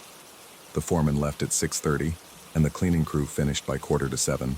That left me alone to lock up, set the alarms, and walk across 200 feet of cracked pavement to where I always parked my car. A silver sedan, nothing special, 6 years old with a dent in the rear bumper from where I'd backed into a post 2 winters ago. Except that night, there were 2 cars. The second one sat maybe 30 feet behind mine, angled slightly toward the building. Same make, same model, same silver paint that looked gray under the sodium lights. Even from a distance, I could see the dent in its rear bumper, positioned exactly where mine was. I stopped walking. The keys felt suddenly heavy in my hand, the metal cold against my palm despite the mild spring evening. A breeze pushed a plastic bag across the lot, scraping it against the pavement with a sound like fingernails on concrete. The logical part of my brain, the part trained to spot defects in machine parts, to notice when measurements were off by fractions of millimeters, started cataloging explanations. Popular model, common color. The dent was coincidence, or maybe I was seeing it wrong in this light. Someone from the day shift had car trouble and left it overnight. But the car wasn't there when I'd arrived for my shift at 11 the previous night. I would have noticed. I always notice.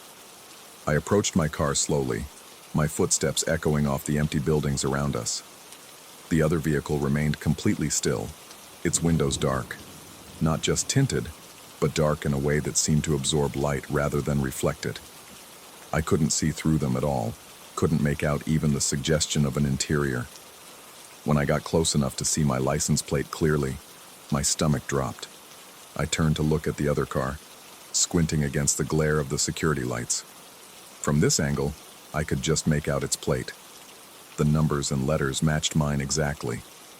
My hand shook as I unlocked my car door. The sound of the lock disengaging seemed obscenely loud. I kept my eyes on the other vehicle as I climbed in, half expecting it to start moving, to approach, to do something. But it just sat there, inert and watchful. I started my engine. The duplicate remained silent. As I drove past it toward the exit, I tried to look through the windows, but the darkness inside was absolute. Yet I felt it, a certainty that crawled up my spine and nested at the base of my skull, that someone inside was watching me, not just looking, watching, the way you watch something you're studying, learning, preparing to become. The second night, I told myself I wouldn't look.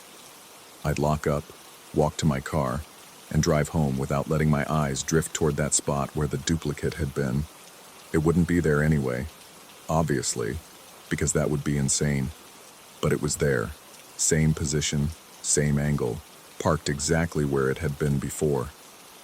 The dent in its bumper caught a glint from the security lights as I approached, winking at me like a shared secret.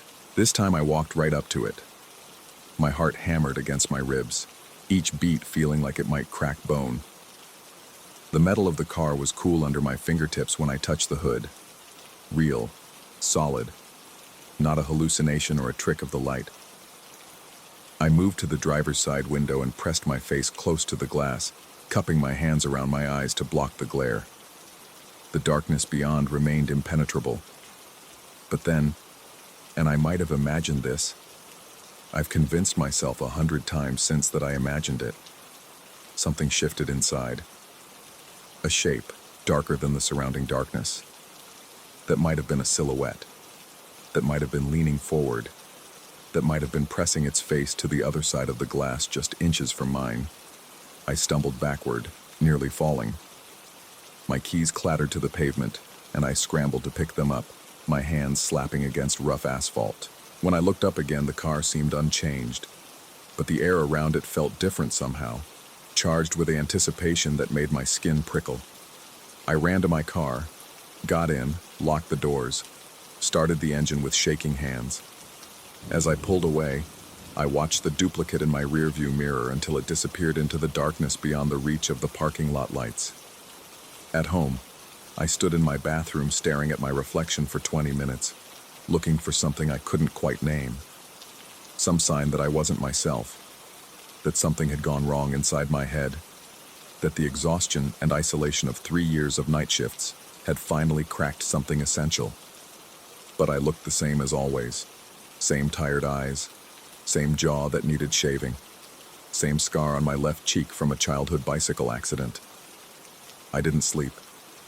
Instead, I sat at my kitchen table with my laptop, searching for duplicate license plates, for car cloning, for any rational explanation. The results talked about fraud and theft, about criminals who copied plates from legitimate vehicles to avoid tolls and parking tickets. But those were just plates, not entire vehicles. Not perfect replicas that appeared and disappeared in empty industrial parking lots. The sun rose and I showered and climbed into bed, but sleep wouldn't come. Behind my closed eyes, I kept seeing that darkness beyond the window, the shape that might have been there, the sensation of being observed by something wearing my car's skin. The third night, I brought a flashlight. The duplicate was there before I even finished locking up. I could see it through the windows of the office, sitting in its spot like it had always been there, like it was waiting. My fingers fumbled with the alarm panel, entering the code wrong twice before getting it right. Outside, the temperature had dropped. My breath came out in small clouds that the sodium lights turned orange. The flashlight felt substantial in my grip, heavy and real, something I could use as a weapon if needed. Though what I thought I'd be defending myself against, I couldn't say. I approached the duplicate from the side this time, keeping several feet of distance. The beam of my flashlight swept across its surface, and I could see now that it wasn't just similar to my car. It was identical in every microscopic detail. The small scratch on the front quarter panel from brushing too close to a shopping cart, the tiny chip in the windshield shaped like a star, the parking sticker in the corner of the rear window from the apartment complex where I'd lived 2 years ago. I aimed the flashlight at the driver's side window and clicked it on. The beam hit the glass and stopped, as if the darkness inside was something solid, something that light couldn't penetrate. I could see the reflection of the flashlight bulb in the window, could see my own silhouette behind it, but beyond that, nothing, just an absence so complete it felt hungry. Then the car's headlights turned on. No engine sound, no warning. Just a sudden blaze of light that caught me full in the face, blinding me. I threw up my arm to shield my eyes, stumbling backward. The flashlight fell from my grip and rolled away, its beam spinning wild patterns across the pavement. When I could see again, blinking away after images, the headlights were off. The car sat dark and silent once more. My flashlight had rolled to a stop near the front tire, still shining, illuminating the license plate. I didn't pick up the flashlight. I walked backward to my car, not taking my eyes off the duplicate until I was inside with the doors locked. My hands shook so badly I could barely get the key in the ignition. In my rear-view mirror, I watched for any sign of movement, any indication that the duplicate might follow. It didn't. But as I drove away, I saw my abandoned flashlight click off, plunging the parking lot into deeper shadow. The fourth night, I tried parking somewhere else. I pulled into a spot on the far side of the lot, near the entrance gate instead of by the building. Maybe the duplicate, whatever it was tied to that specific location.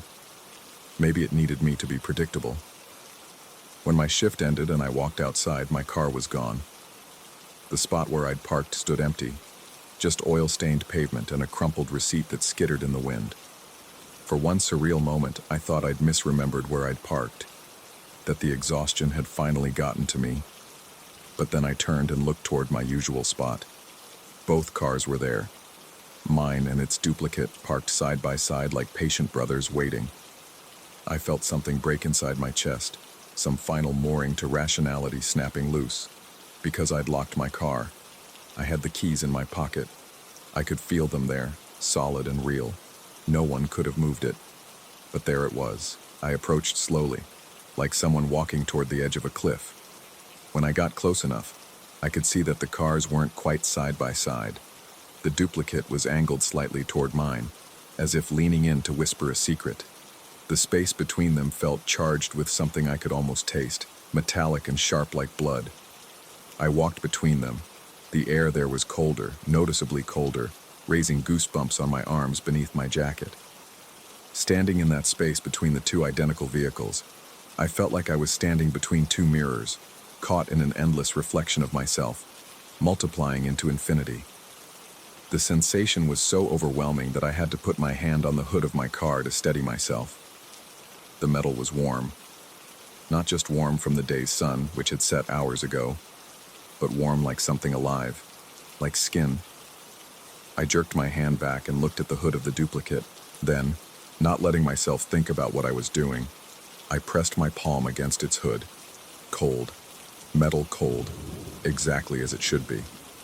I stood there between the two cars, one hand on each, feeling the warmth on one side and the cold on the other, and something in my perception seemed to slip. For just a moment, a fraction of a second that somehow felt like hours, I wasn't sure which car I'd arrived in that morning, which one I'd been driving for the past 6 years, which one was mine and which was the copy. That night I went to security. The guard on duty was an older man named Frank who I'd exchanged maybe a dozen words with in 3 years. He looked up from his crossword puzzle when I entered the booth, surprised to see anyone at this hour. I asked him about the cameras covering the parking lot. He shrugged and turned to his monitors, pulling up the footage.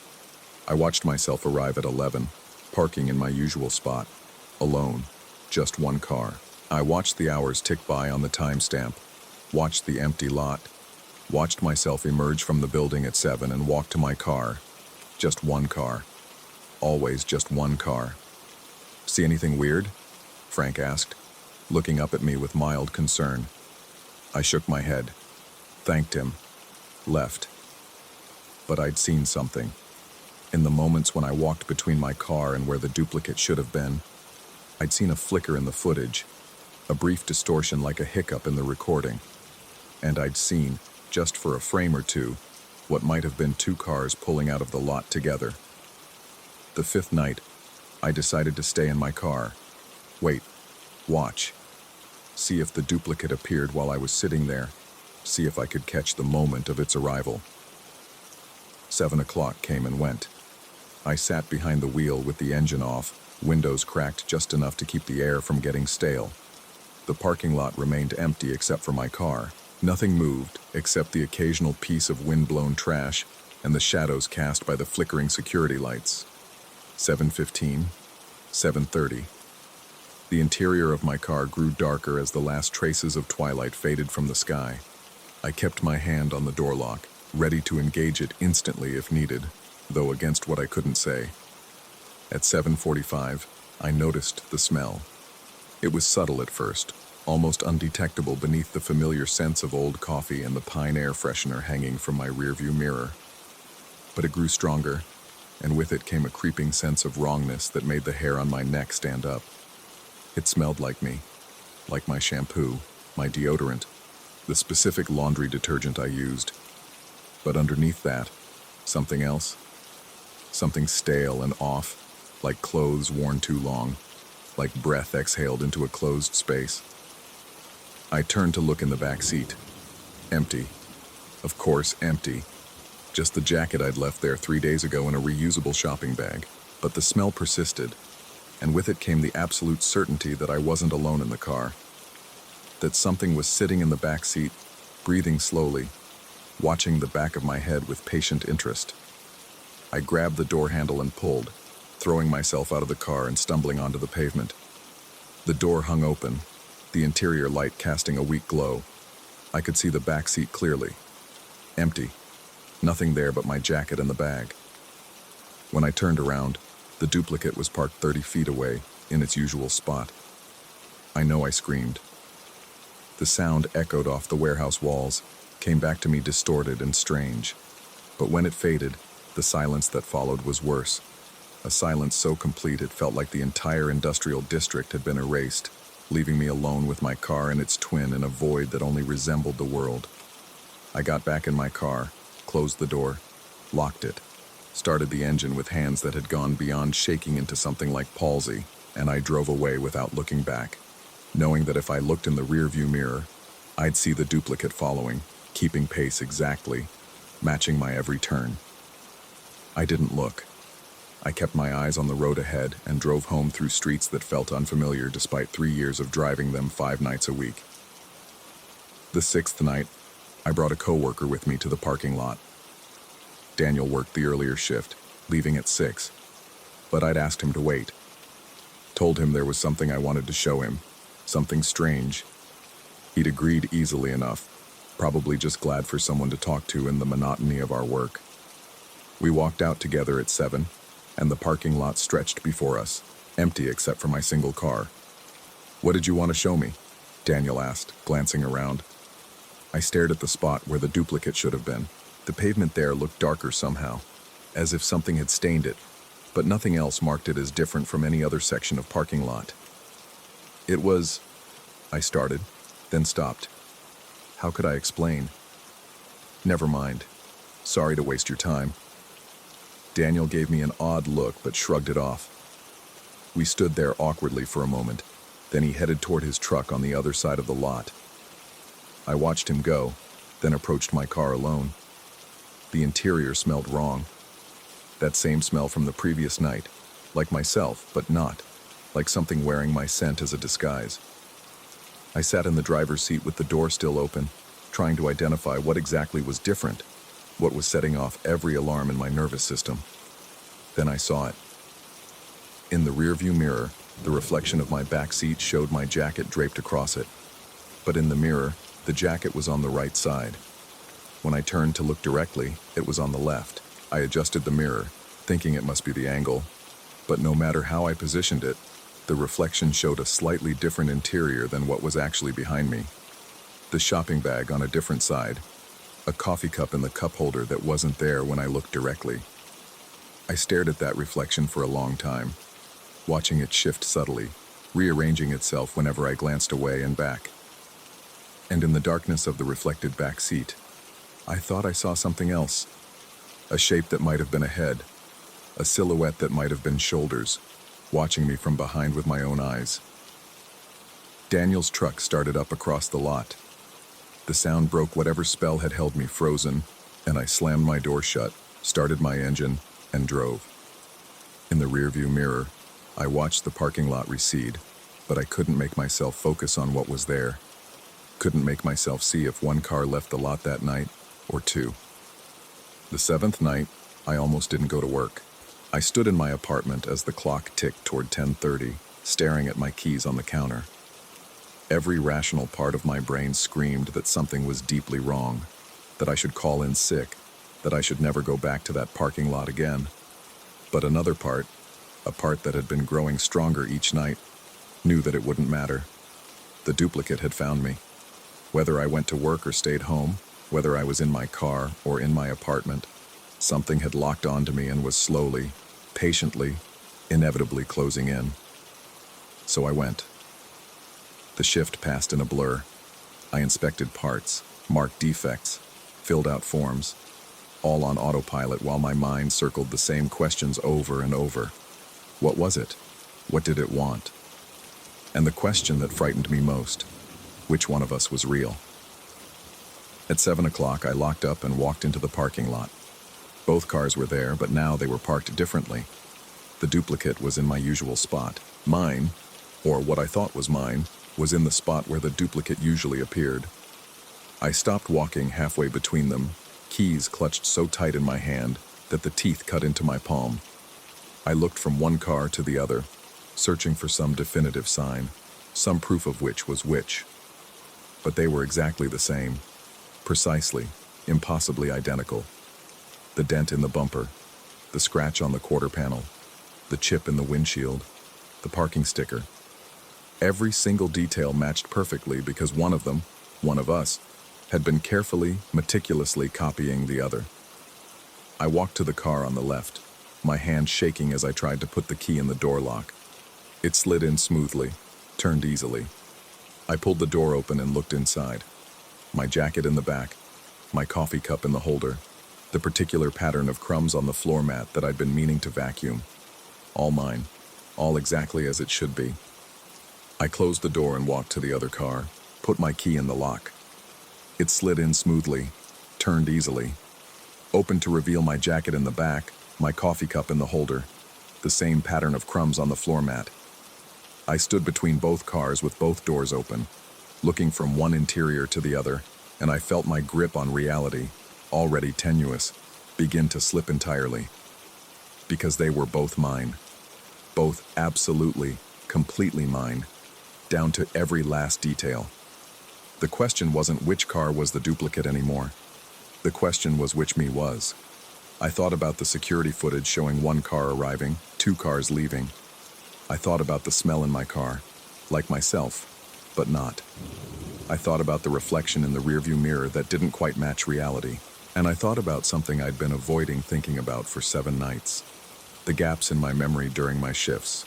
The moments where I'd look up and realize 30 minutes had passed without me being aware of it. The sensation of watching myself work from somewhere slightly to the left of my own eyes. One of these cars had been driven here tonight by me. The other had been driven here by something that had been learning how to be me, practicing with patient dedication, getting every detail right. And I didn't know which was which. I still don't know. I got in the car on the left. My car, I told myself, had to be my car, and drove home. In the rearview mirror, I watched the other car sitting alone in the parking lot, waiting for tomorrow night, waiting for the thing that might be me to return and claim it. Tonight, shift starting in 3 hours, I'll drive back to that industrial district. I'll park in one of those spots, maybe the one I always use, maybe the other. I'll go inside and work my shift, inspecting parts, marking defects, and at 7 o'clock I'll come back out. There will be 2 cars waiting. One of them will smell slightly wrong. One of them will have reflections that don't quite match. One of them will feel warm when it should be cold. One of them is driven by something that isn't quite human anymore, something that's been slowly erased and replaced, copied over night after night until the original became indistinguishable from the duplicate. I'll choose one. I'll get in and drive home. And tomorrow night I'll do it again. And the night after that. On and on until I can't remember which car I arrived in, which one I left in, which me woke up this morning and which me is still out there, patiently waiting in the parking lot. The duplicate found me. But maybe I was always the duplicate. Maybe the real me is still out there, locked in a car with darkened windows, pressing his face to the glass, trying desperately to remember who he used to be. I don't know anymore. And that's the most terrifying thing of all. Story 13. The building settled around me each night with the particular groans of old plumbing and aging wood that I'd grown accustomed to over the past 3 months.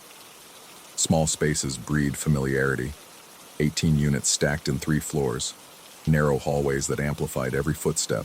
Walls thin enough that I knew when the woman upstairs ran her bath at exactly 10:15 each evening.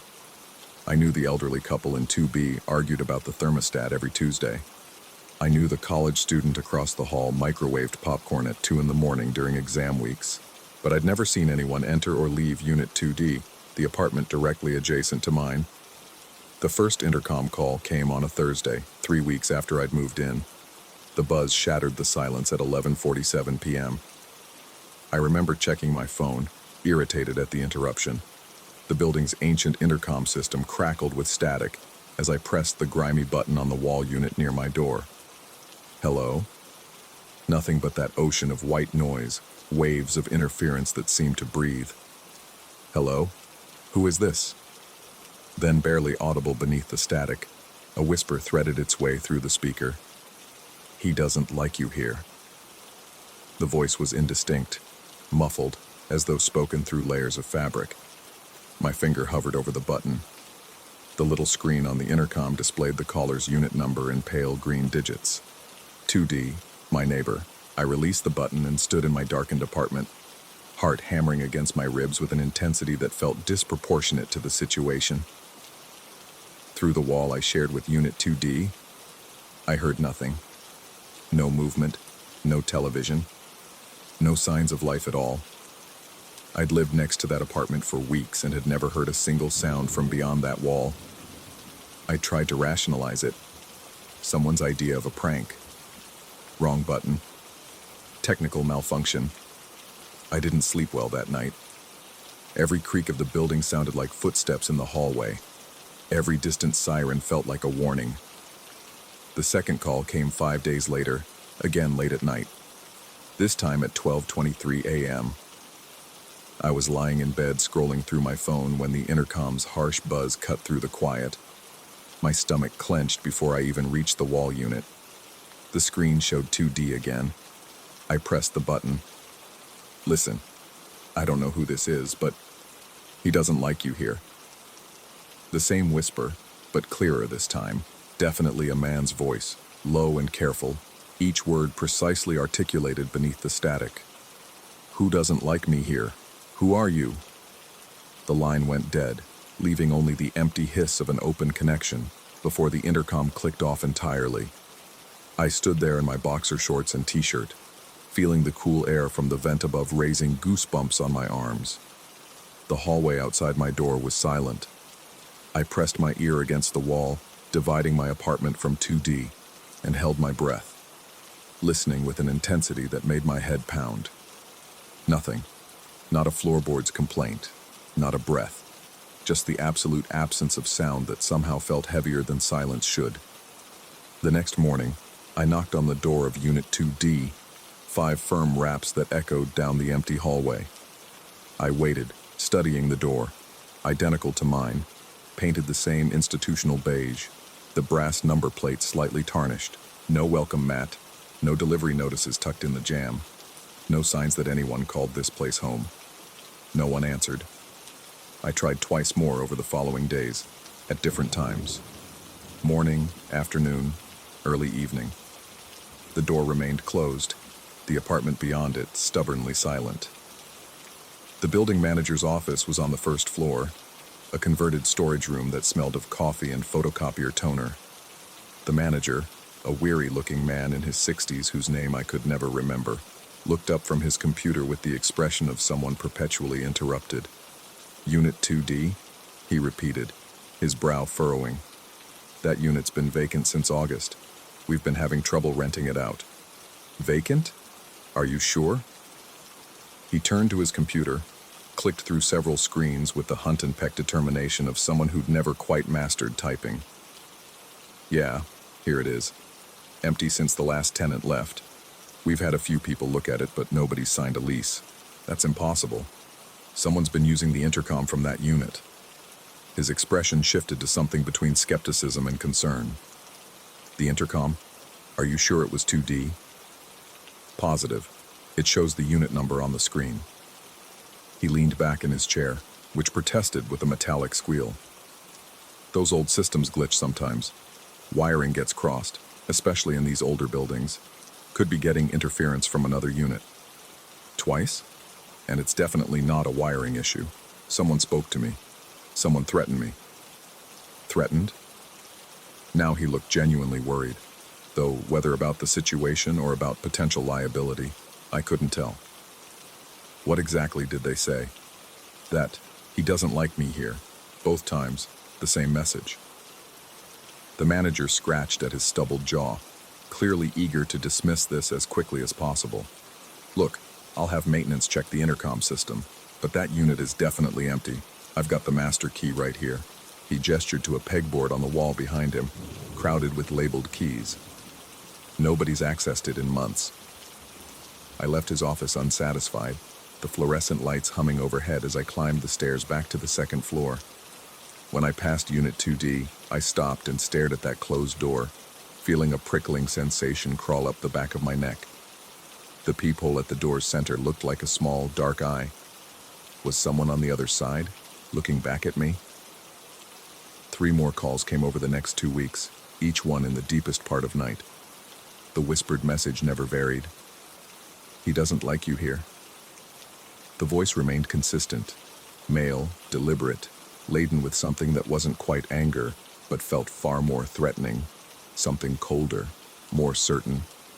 I began recording my phone's screen whenever the intercom buzzed after 11 p.m., determined to capture proof. On the 6th call, I succeeded. My hands shook as I held the phone up, recording the intercom's display showing 2D, recording my own voice as I demanded answers, recording the whisper that responded with its familiar refrain. But when I played it back, my blood went cold. The voice on the recording wasn't the whisper I'd heard. It was my voice, unmistakably mine, though I had no memory of speaking those words. The tone was venomous, each syllable dripping with contempt that I'd never felt, much less expressed. "He doesn't like you here," my recorded voice said with profound hatred. I played it again, then again, each time the same result. My voice, my inflections, but not me, never me.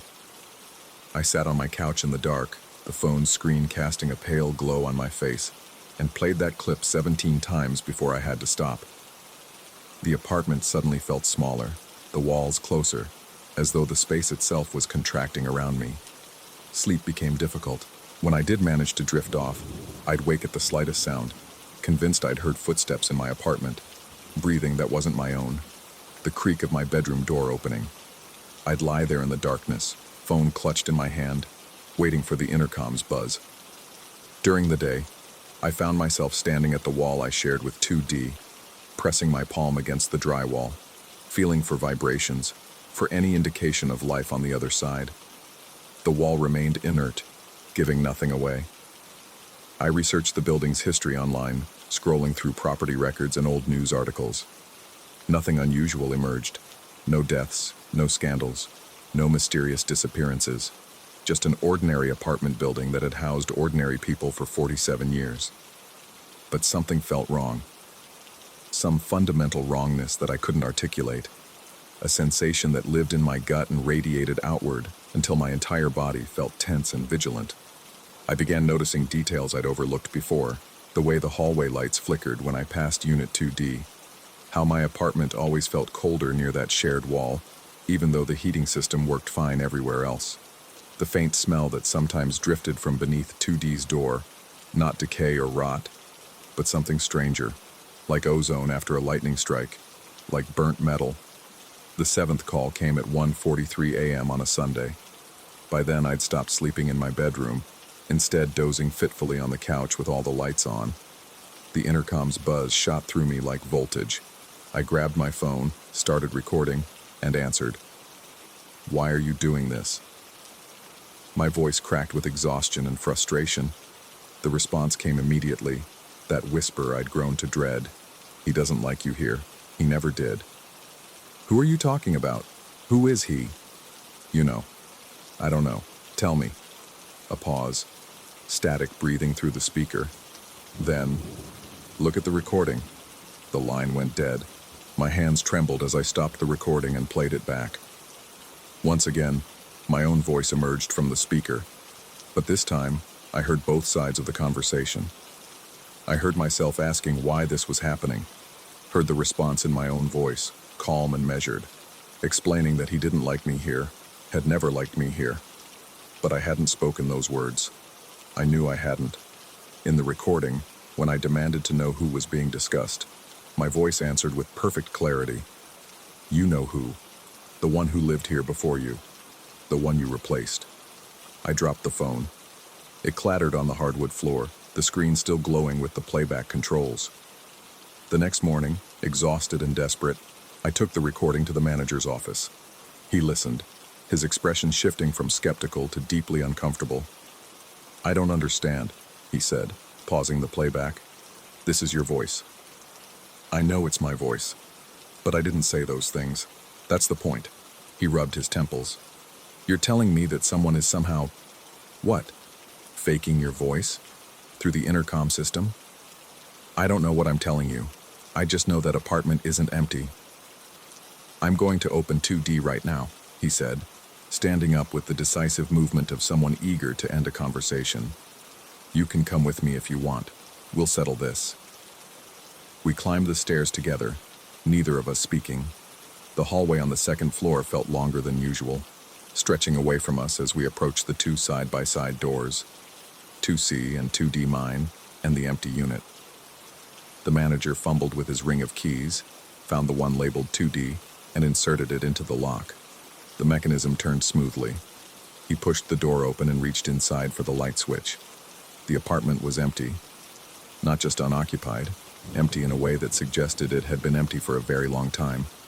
No furniture, no blinds on the windows, no marks on the walls where pictures had hung. The carpet showed no traffic patterns, no indentations from furniture legs. Dust motes swirled in the morning light streaming through bare windows. We walked through the space, our footsteps echoing hollowly.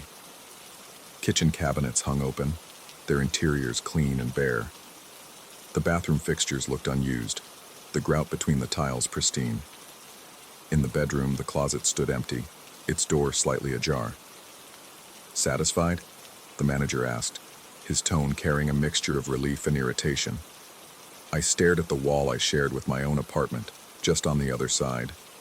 From this angle, from this side, everything looked different. Wrong somehow. The proportions didn't quite match what I'd expected. "The intercom," I said.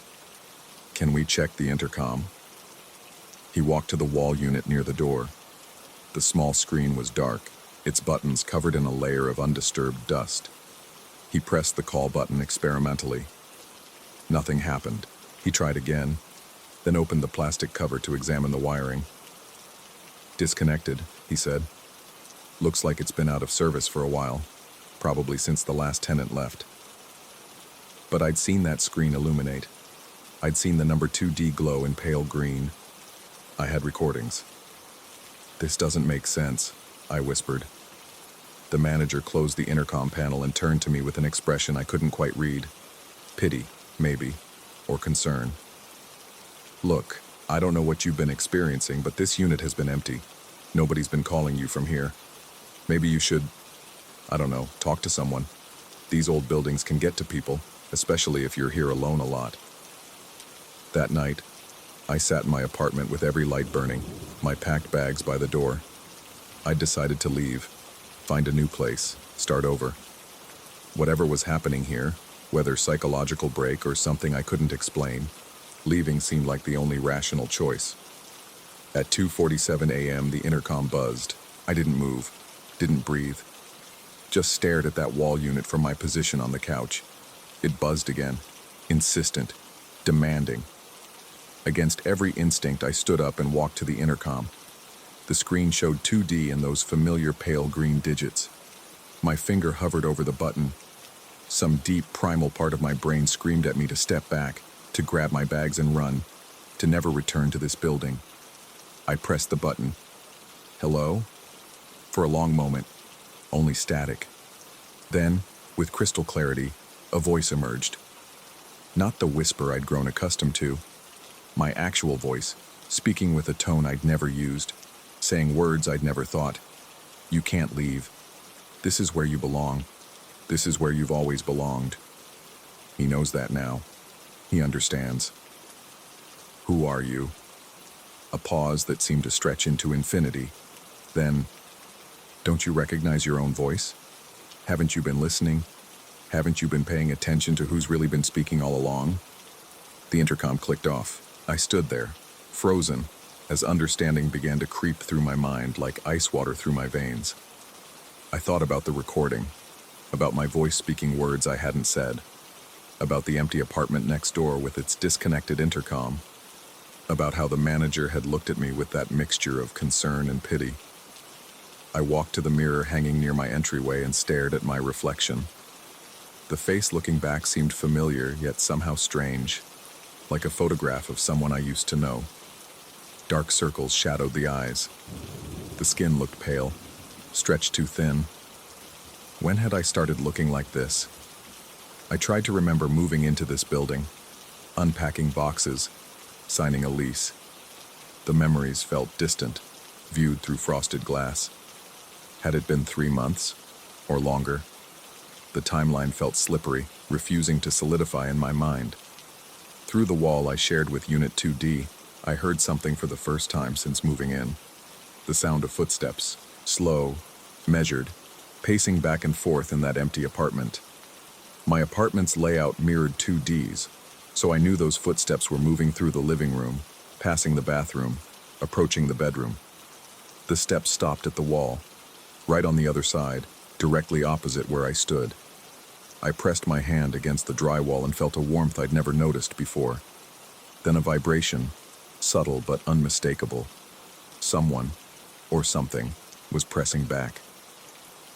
My phone sat on the coffee table, screen glowing with the recordings I'd made. 7 files, each one capturing my voice, saying things I couldn't remember speaking, responding to questions I couldn't recall asking. I picked it up and scrolled through them, really listening this time.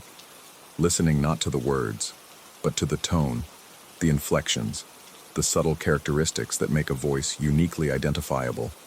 It was me. In every recording, both sides of the conversation were me.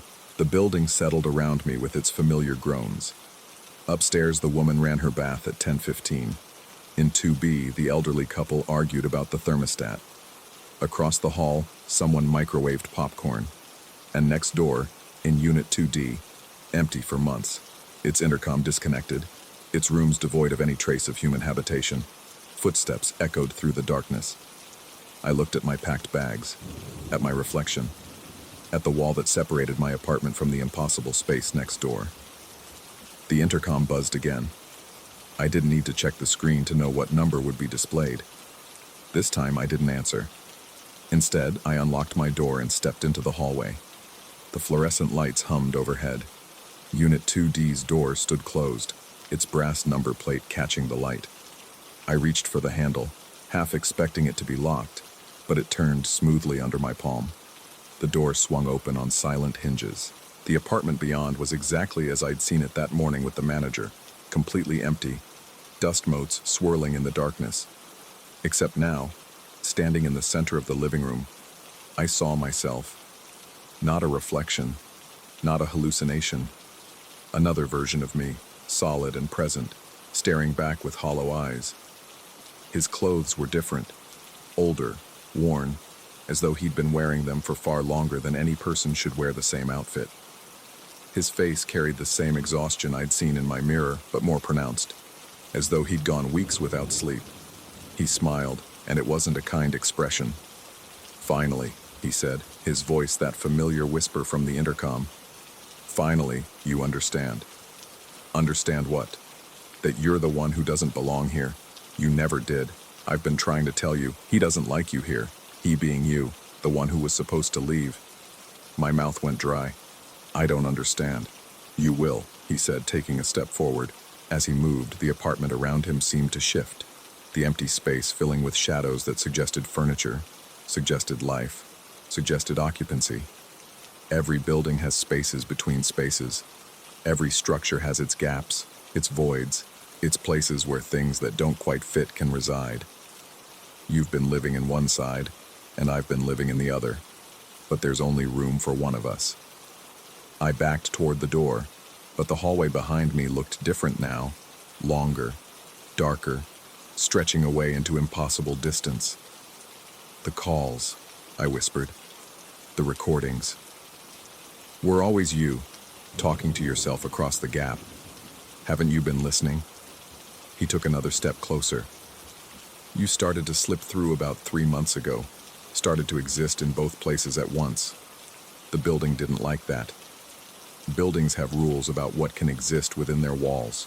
I thought about the manager showing me the empty apartment, about neighbors I knew by sound but rarely saw, about memories that felt increasingly uncertain. Which one am I? I asked. Which one is real? His smile widened. Does it matter? One of us stays in the apartment with the number on the door. The other stays in the space between. The gap. The void. The place where sounds echo but nothing solid can exist. The door behind me swung shut with a heavy click. The intercom on the wall buzzed with a sound that seemed to come from very far away and impossibly close all at once. I reached for it, and the screen showed not 2D, not 2C, but a number I didn't recognize. A unit that shouldn't exist in a building with only 18 apartments. When I pressed the button, both of our voices emerged simultaneously, speaking in perfect unison. "He doesn't like you here." And in that moment, standing in an apartment that was empty and occupied, vacant and lived in, I couldn't remember which side of the wall I'd started on, or how long I'd been trying to cross back.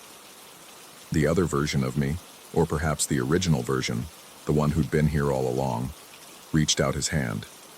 Not in greeting, not in threat, just extending it across the distance that was somehow both inches and infinite. All I knew was that somewhere, in one of these two spaces, a phone was ringing. An intercom was buzzing. A voice that might be mine was whispering a warning that came too late, far too late to matter. The lights flickered. When they steadied, I was alone in the empty apartment. Or perhaps I'd always been alone. Or perhaps I'd never existed at all except as an echo in someone else's walls. Outside, in the hallway of a building where everyone knows everyone else, a door stood closed, bearing a number that the records insisted was vacant, but which hummed with a life that couldn't be explained, shouldn't be possible, and would continue long after anyone remembered to question it. And sometimes, late at night, the intercom in Unit 2C still buzzes. The screen shows 2D. The voice that answers is always the same, but now, there's never anyone left to hear it.